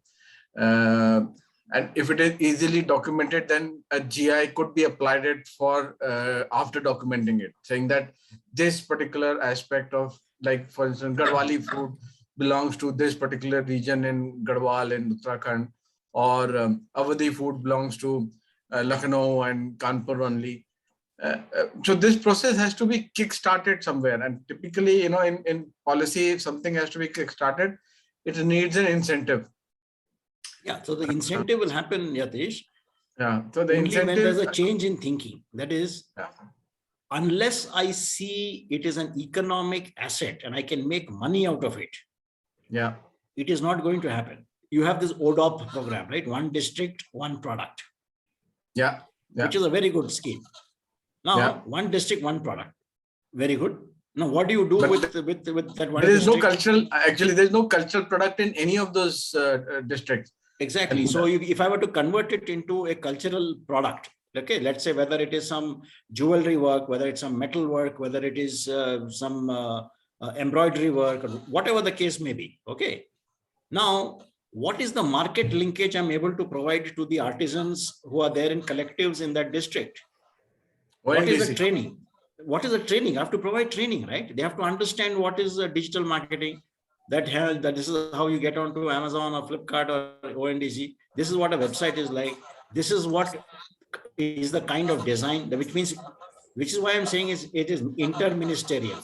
People from NIFT, people from NID, right? People with digital marketing backgrounds, that entire group has to be made available to these creators of cultural artifacts, right? As a mentoring group, etc. Then you bring in banks and you bring in funders.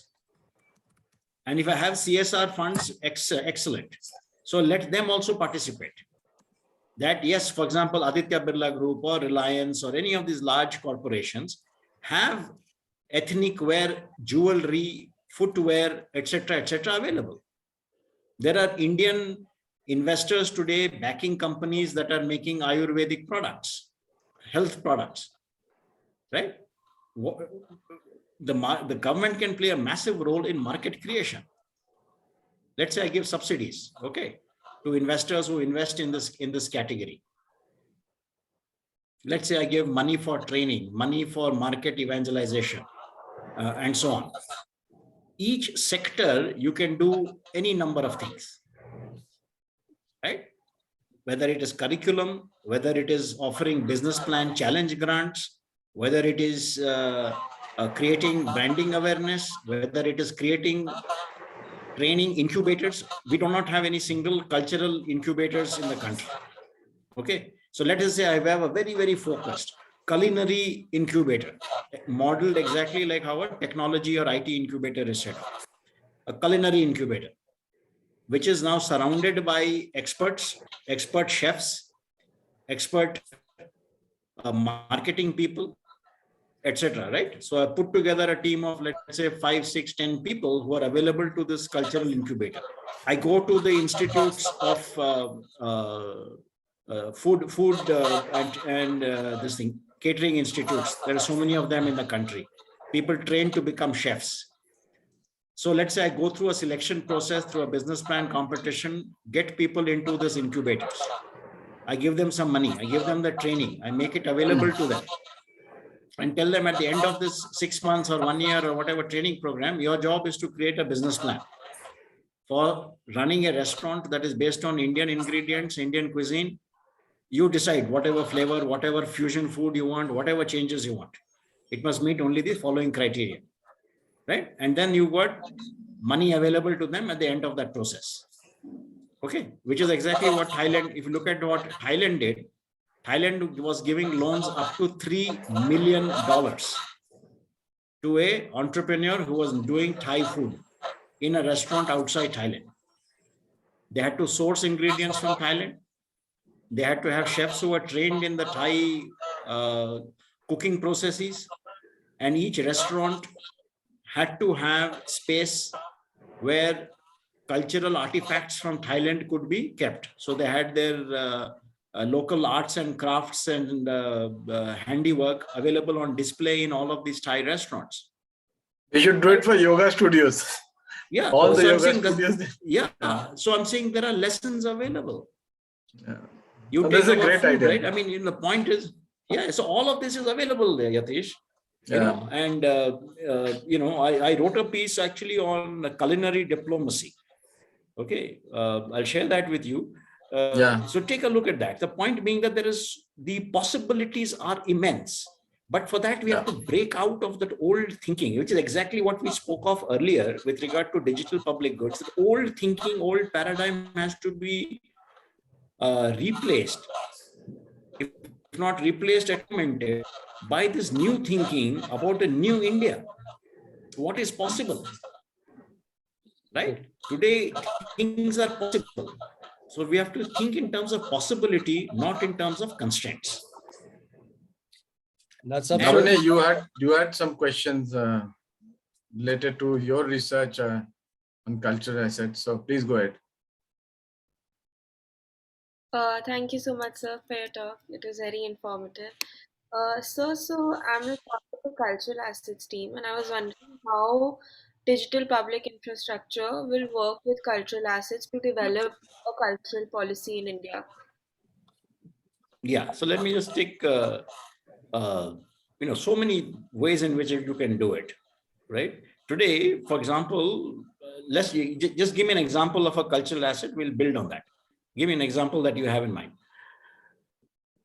So sir, the most obvious one would probably be like something related to heritage that is tangible, like something like, for example, the Qutub Minar or Okay, so let's take Qutub Minar. Okay. Now, if you are starting a business built around Qutub Minar, what is your number one objective? I want to increase the number of people who come to Qutub Minar. That's number one. I must be able to sell merchandise and artifacts relating to Qutub Minar. Correct? These are the two things I want to do. To be able to do this, what is the prerequisite? I have to spread awareness about Qutub Minar. Right? I have to create merchandise and content to be able to access, right? So how do I do it? Which is why if Qutub Minar is a brand, okay, imagine Qutub Minar is a brand like Gucci. Somebody needs to own the brand then. So I create that brand. Let's say the brand is owned by, let's say, Archaeological Survey of India. So I create a not-for-profit entity which owns all these cultural brands of India. Okay, exactly like ONDC and UPI. I'm just sort of making up the thing as we talk. Okay, just these are conceptual ideas. We'll obviously have to look at it. So let's say all heritage properties are owned for the brand. They license it to the private sector, right? So what is the digital thing here? I have to be able to build a super website. I must be available on Instagram. I must be available on multiple social media channels, right? The content is created and it is marketed and pushed out. I have to use digital marketing, which is all the influencer marketing. I have to use social media marketing, right? I must get featured in foreign magazines, Indian magazines, etc. I must be available as a web series on YouTube, etc., right? So all of that is the marketing part. Then comes the question of merchandise making. So I make t-shirts, I make coffee mugs, I make cool stuff with Qutub Minar as the motif. Who's going to make it? It is going to be the same artisan who has the capability and the skill to produce it, or a local MSME, right? So I will partner with them and create all of this, whether it's a t-shirt or a keychain or whatever it is, but high quality contemporary material, not the same old Gisa Beta stuff. Okay, so that's the second part. Third is there are lovely audio visual content I can create. I can have drone footage. Okay, I can allow people to, let's say, climb up the Qutub Minar from outside, not by going in, because today we are concerned about suicides or whatever, so we don't even allow people inside, I think, right? So all that has to move. So can I create drone footage of me standing in front of Qutub Minar and taking a picture, and I charge money for that picture? You get what I'm saying? Then let's say there's food inspired by the Qutub Minar experience of that period. It was built during the Delhi Sultanate time, right? So what was the food at that time? What were the clothes at that time? Right? Can I market it, brand it, and sell it? You get what I'm saying? So let's say there's a nationwide set of fast food that is branded Qutub Minar that offers food of that era in an environment of that era. I can also buy merchandising. I can buy the clothes and whatever else inspired from that era. Not the exact same clothes, but inspired, which means modern design, modern material, but based upon those same motifs, which is what every fashion designer can do. The same colors, the same material. You understand? That is how you create these things. Okay. What was the makeup used by people at that time? Right? So which means I have to do the research, understand what were the kind of jhumkas, what are the kind of eye makeup, whatever. So I can have a Qutub Minar line of fashion accessories, health and wellness, beauty, etc. So one has to think about it in these terms. Okay. And that is the point I'm making. I have to enlist the support of all the Intacs and various other NGOs involved and have them teach people about it. It is not a history class. It's a marketing class. It's a business class. It's an entrepreneurship class. You understand? The question is, so what, right? So what if Qutub Minar is 800 years old? So what? What am I doing with it? You call in the marketing experts and the entrepreneurs and all of that, they will know what to do with it. Not, people sitting behind a desk in a government office. You said absolutely right, Sanjay. It's basically the product mindset that people need to think about and everything Yeah. around it, whether it's a Yeah. digital marketing, the productization, right? And Absolutely. unfortunately, that's what we are missing in the country. You pick up quite a few examples and which are quite relevant, whether it's related to the cuisine or the clothing. Just to give an example, like Marks and Spencer, they manufacture 90% of the product in India, and they sell those products costlier in India and Yeah. cheaper outside. Yeah. Brand, right? Because You it's know, a brand. and there's so much of lessons, Ritesh, you take, and which is why I took the example of the Indian IT industry, right? How did we start? We started by shipping commodities, which is we shipped a software body to the US where that person would go there and write software code, right? Which is a commodity export. Yes. Second step was we went up a little of one step up on the value chain. We undertook small projects. So a team of 4 people would now come together and do a project. Today, we are owning not just a project, we are doing consulting and we are owning the entire digital transformation piece of large corporations. And we have built big brand name, highly valuable companies like TCS and Infosys, etc., because we have moved from a commodity export to owning the design and the entire digital transformation of large corporations. Similarly here, just by saying I have great fabric in India, how do I convert that into a top-end dress that like a Zara? Correct? I have a point over there. When we say Zara, we need to be careful because, they sell it very clearly. They sell fashion, not quality. Yeah.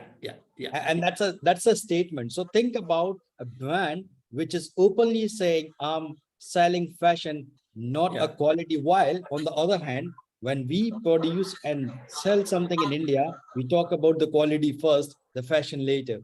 So we need to understand the mindset. Yeah, absolutely right. So understanding the market, understanding users is critical, and understanding distribution. It has to be available where your customer is. So 2 things are happening at the moment, Sanjay. One is, as you know, that there is a draft tourism policy which the government has prepared. Yeah. Now, I've read the draft tourism policy and I had circulated it among our team members also. Basically, the draft tourism policy has nothing about culture. It has very little about promoting culture as an asset. It has taken into account the heritage assets that it currently owns or is already promoting, and it is following that procedure.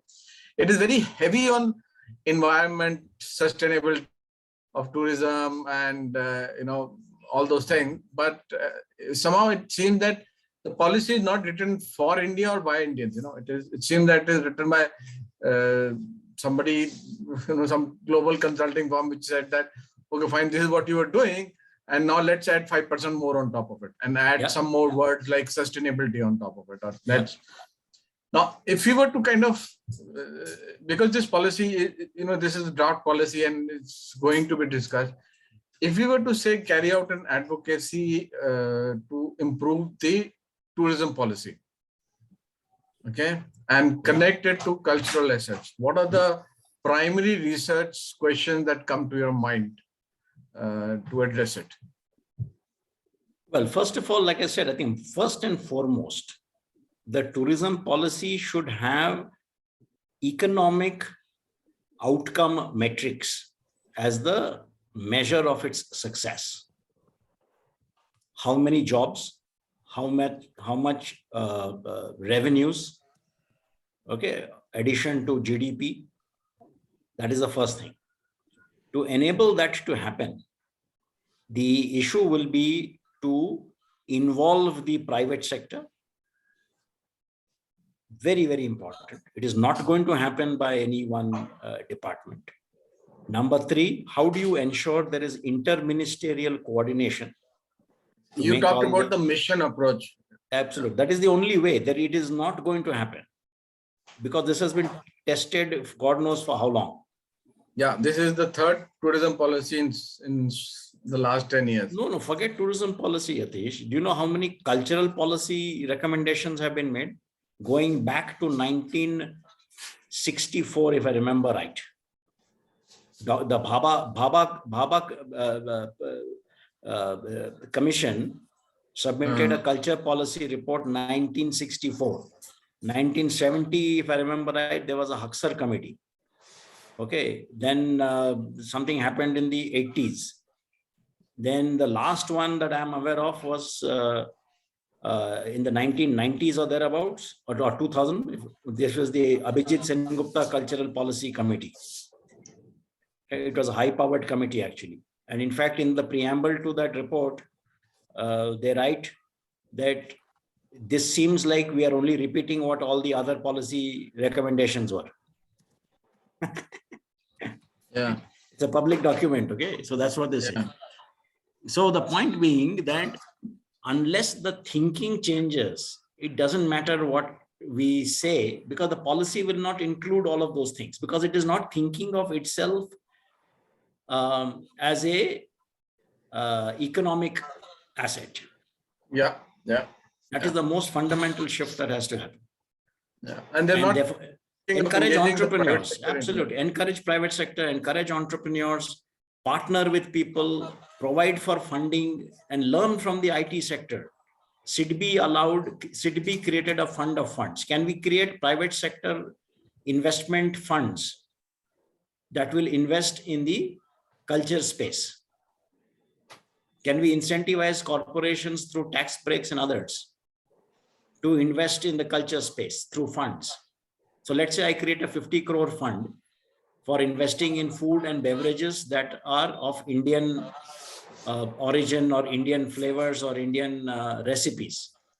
Okay, run by independent fund managers, exactly like the investment in the tech sector happens today, right? So, and let's say that 50% of this 50 crores is provided by government, that is 25 crores. The balance 25 crores has to be raised by the fund managers from other sources. That's all. So that is how you kickstart a whole thing. But to be able to do this, it has to be interministerial, because the finance ministry will be involved, the tourism ministry will be involved, the textile ministry will be involved, the MSME ministry will be involved, DPIIT and Ministry of Commerce will be involved, and so on, right? So that is the challenge. It has to be mission mode. It has to be this thing. Gauri, you had a question, I think. Please go ahead. Thank you so much, Sanjay sir, for all that you've You have to speak a little louder. yes. I was just saying. Hello. Yeah, unmute yourself, Gauri. Yes. Am I audible? Yeah. No, you're not audible. Hello. Gauri, I think it must be a computer or something. Yeah. Maybe you can type the question and Avishi can ask it. Avishi, can you see her question? Is the question about ONDC? Yeah, it's a question about ONDC. Yes. Yeah, okay. About the redressal mechanism, right? Yeah. Yes. Okay, yes. so what is going to happen is, in most of these things, the answers get developed as progress is made. In other words, on day zero, all the possible scenarios are not modeled. You create the enabling conditions.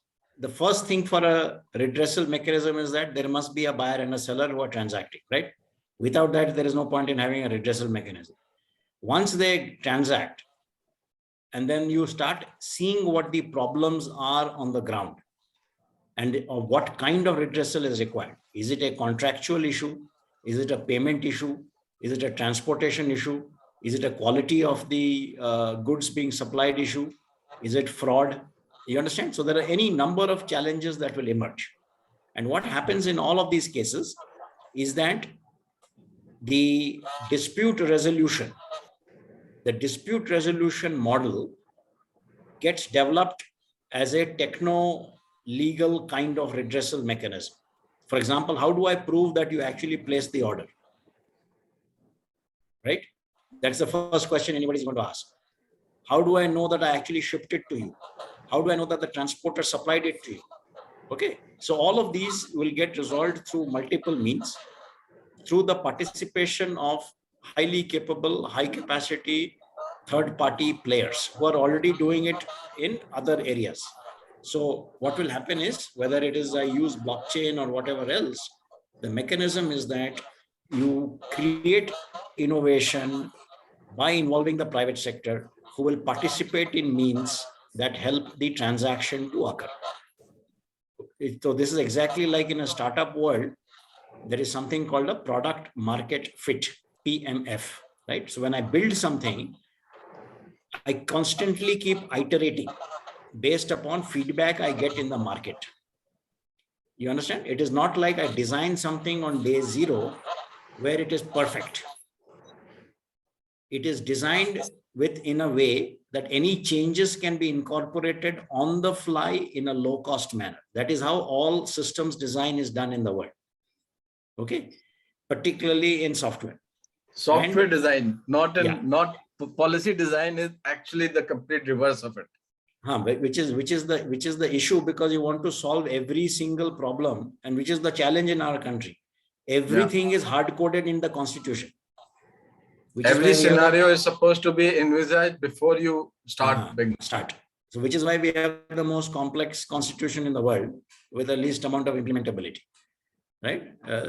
So because it's not principle based, you see the issue is it's not principle based. It is not based upon allowing freedom to occur in thinking of the people. I will tell you, this is the only way you can do something. That's it. That doesn't allow for innovation to occur. You have the court system and the dispute resolution mechanisms and arbitration mechanisms to deal with challenges that arise out of any disputes. Now, what you need to do, therefore, is to create a framework within which a dispute can be resolved. That's what you need to do. Not lay down in hard code that dispute will mean, according to Article 6, a dispute means the following, right? Which is great for lawyers, but not good for business. So we have to create those enabling conditions. That is the key, and unleash the capabilities of the people, because they understand the situation the best. Between the fruit seller and you, when you go to the market every day, is there a contract? There's no contract, right? If the chap supplies you something that you think is a bad quality, what do? Do you go to court? You don't, right? In the case of Amazon, what happens? You go to court? No, Amazon tells you what they will do. We will find out and tell you whether this happened or not, right? And we will either refund the money or not refund the money. Isn't it?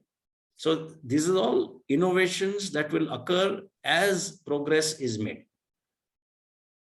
You understand? On day 0, when Amazon started in 1994, all of this was not in place. These are evolved based upon growth, based upon customer situations and use cases.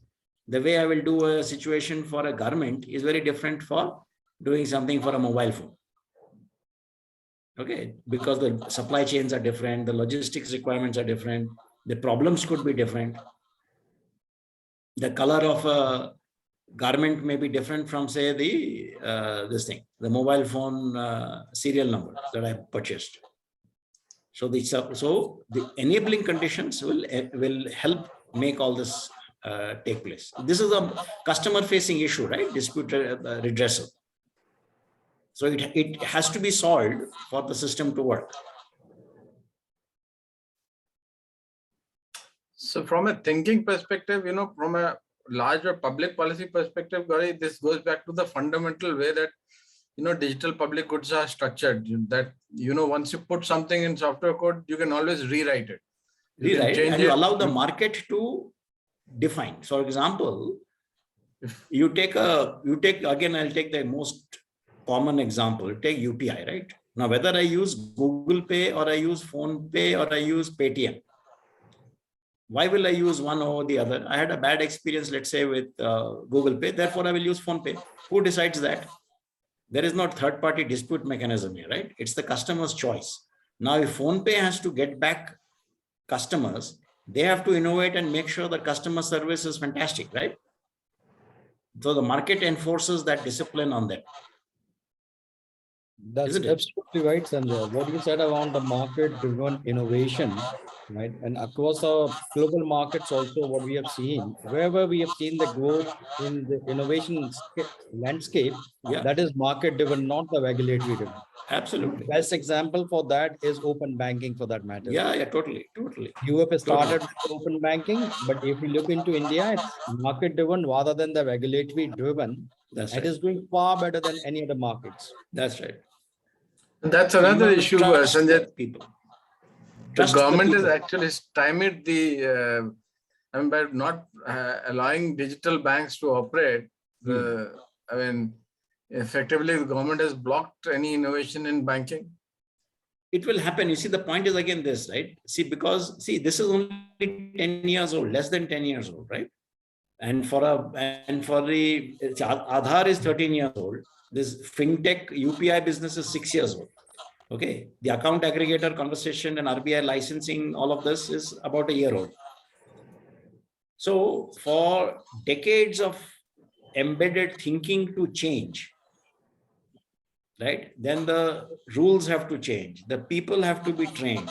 Incentives of the bank manager in a branch in the northeast of India have to change for that person to understand, right? If you say loans have to be given, why will the bank manager give a loan to a entrepreneur or a small business?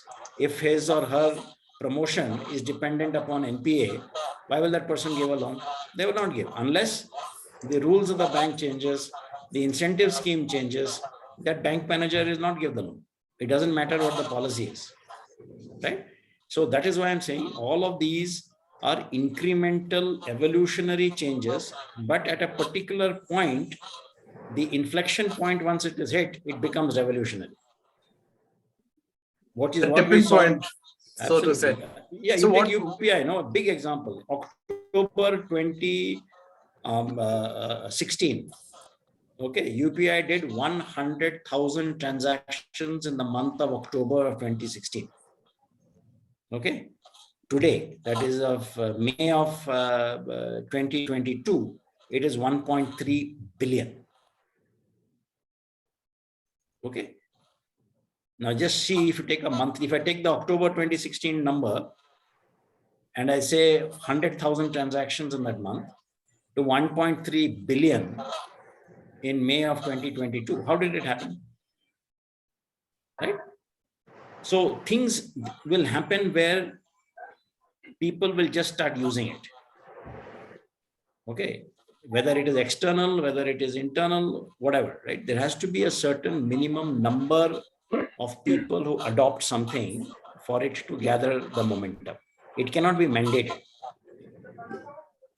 So in terms of the Particularly, central bank, what you said, Yatish, and what I understand, yes, RBI has come back and said no full stack bank, but basically the thinking, what I can think about from the RBI perspective, they want the banking institutions to innovate at a pace rather than just building another parallel system for the full digital banks. exactly.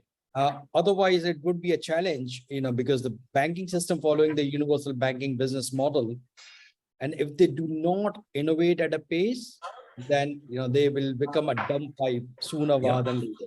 Yeah, absolutely. I mean, you had Jamie Dimon of Morgan Stanley. He said our biggest threat is Silicon Valley, right? The chairman of the most powerful bank making that statement. Now, he said this 4 years ago. It has still not had any impact in America because the banking system is built upon years and decades of trust, of following a particular system. They are not rewarded for being cowboys. Yes. They are rewarded for following the rule book. Now, for that to change, it takes time. And you need forward-thinking regulators, you need forward-thinking bank leaders, you need market participants, you need government support. So multiple things have to come into play. And you have to, and what happens in all of this? One bad actor can spoil the party. One chap defrauds a bank and you're done. So next 5 years, nothing will happen. Or one bank defraud the system. One bank defrauds the system, exactly. Like Yes Bank. Yes. So, it's yeah. Avishi, you wanted to ask something? Yeah, so my question was slightly related to the cultural asset bit. So just like you said that we can have a Qutub Minar line of different health and wellness products and stuff. I think we sort of have one thing in place, at least for Jaipur. We have this fort called the Amer Fort, and there are small shops there, and they tend to promote heritage to smaller products. Like we have this famous Sanganeri print blankets and other kinds of upholstery products. But the thing is that when the consumers actually go there, they tend to feel that they're being charged a heritage premium of sorts, and these smaller producers can often not compete with the larger producers who tend to sell the same products at a lower price. So that sort of connects to like larger producers or suppliers like Amazon, for instance, because they have also recently started selling stuff through their own networks. So how would you say can consumers be incentivized to buy from these producers? Because obviously, since the scale of their production is low, we can't expect them to totally compete with the larger producers. And how would you say that the producers plan to present themselves to better channelize that demand? Yeah, absolutely. So it's a good question, Avishi. The issue is this.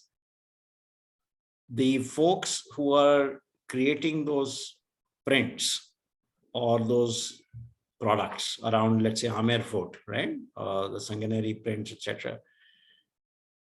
Two things. Number one, why aren't all the local people in Jaipur buying from them? Because nobody knows they exist. Unless I go to the fort, I will not know these folks exist, right? So, supposing, number one. Number two is people, obviously, in the rest of the country also don't know that so-and-so shop on the path to Amer Fort is selling so-and-so product, right? So that is where the digital part makes a big difference. Now on Amazon has a Amazon suppliers channel, right? Everybody can become a supplier on Amazon. But to be a supplier, I must have some basic digital ability. I must have a digital catalog. I must have an ability to accept payments. I must have the ability to write a few lines about my product, right? So who's going to do this for the shopkeeper? It has to be an entrepreneur who is able to create a collective of all these guys, okay? Catalog them, curate them, brand them, and market them and train, okay? That is where the entrepreneurial energy comes. Today, there are so many wonderful companies that are creating digital marketplaces, right? Now, that is one way to do this. And I would say that in and around Jaipur itself, why aren't people buying? Is the same design being sold every year for the last 25 years? What are the new products they are building? Because if the same thing is done by 20 people, why should I buy from shop A versus shop 5? Right?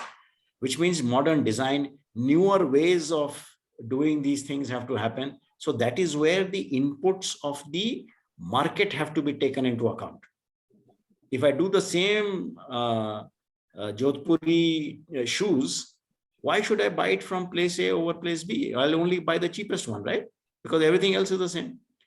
So the power of the brand, so there is no branding created. There are no new products, new designs, etc., right? So creating the collectives that is market facing as opposed to supply facing, is critical. And as par for the course, what will happen? Some guys will rise to the challenge, others will not. It is the nature of a market. Some people will make money, some people will shut shop, some people will only subsist. Okay, that is true even today, right? It's not that the same guys have been selling the same products for 35 years. New fellows have come, old fellows have gone. So there's a churn that is always underway.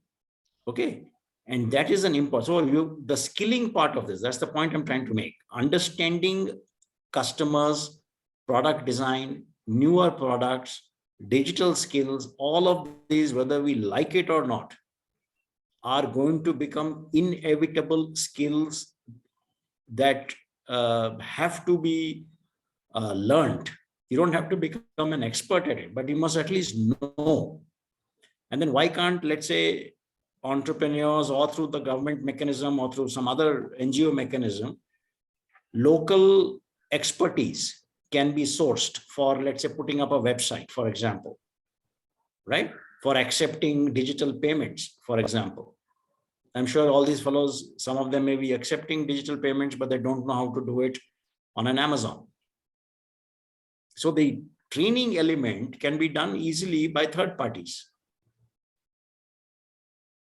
Right? So that is how one has to think. Every cluster has to be seen as a market opportunity. Today, for example, if I go to a small town in Karnataka, whether it is the education institutions, whether it is the local companies there, whether it is the entrepreneurs locally, they all had networked into a local ecosystem of mentors, companies, industry experts, service providers, etc. So, for example, why can't local companies in and around Jaipur use CSR funds to support some of these guys? Why can't companies buy products from that are made by these people? Why should it only be dependent upon the tourist who comes there? Supposing there is no tourist, then they'll have, will they not sell? You understand? So you have to think differently. It cannot be the same linear thinking that has occupied us for the past many decades. We have to think orthogonally.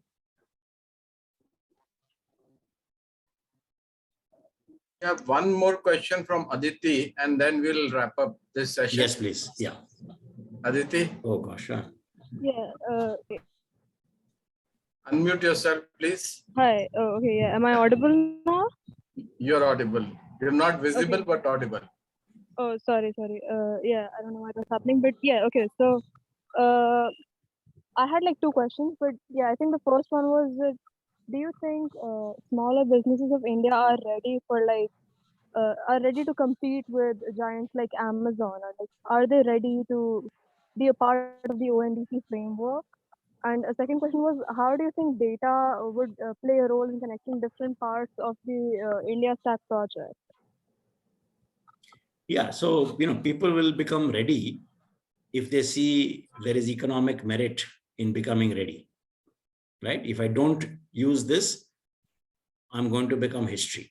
That there is no greater incentive for somebody to become part of any network than the fear of losing my business. You take every cab driver today, right? They all have mobile phones, they all have Google GPS, and those who wanted latched on to Uber, latched on to Ola, latched on to both, latched on to third parties, whatever, right? Nobody forced them to do it. They saw value in it, and that is why they joined. Similarly, in this case.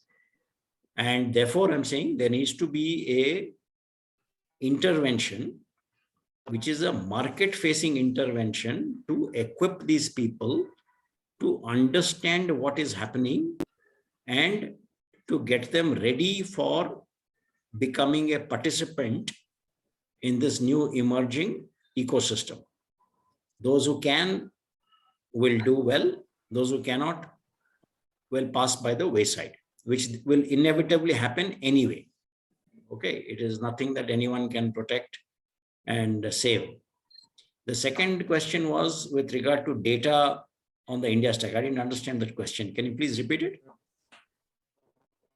Yeah, I just wanted to know different elements of different digital public goods use data in different ways. Like ONDC could benefit from the usage of data, or DEPA is like a framework revolving around data. But I want to know how these would come together as a whole. How they don't digital need to public come goods- together. See, they don't Right. need to come together. Okay, because the data which is stored or available in different locations is called upon only to service a particular need at that point in time. If I'm doing lending, I only need to know whether you're credit worthy or not, right? That's all I need to know. For that, I will get access to your bank account and your GST data. That's all. I don't need to know anything else about you, because your authentication has already happened through Aadhaar. You understand? On ONDC, for example, what do I need to know? That is this person, again, has the person has the ability to pay or not? Should I extend a credit to that person? That's all I need to know. Beyond that, what else do I need to know? The rating of this is a good supplier or bad supplier, etc., that the market will do. I don't need to worry about it. Right? Today, when you go to Amazon or you go to eBay or whatever, what do? They have ratings, no? People who buy and sell from them will rate, and that the market will decide. There's no need for anyone else to do that. So depending on what the use case is, the data source, the data use, the duration of use of that data, etc., will be determined by that particular use case. I don't need to have the data forever. Today, to get a telecom connection, what do? I just have to authenticate myself, right? In fact, Jio, when they started, had access to the Aadhaar system.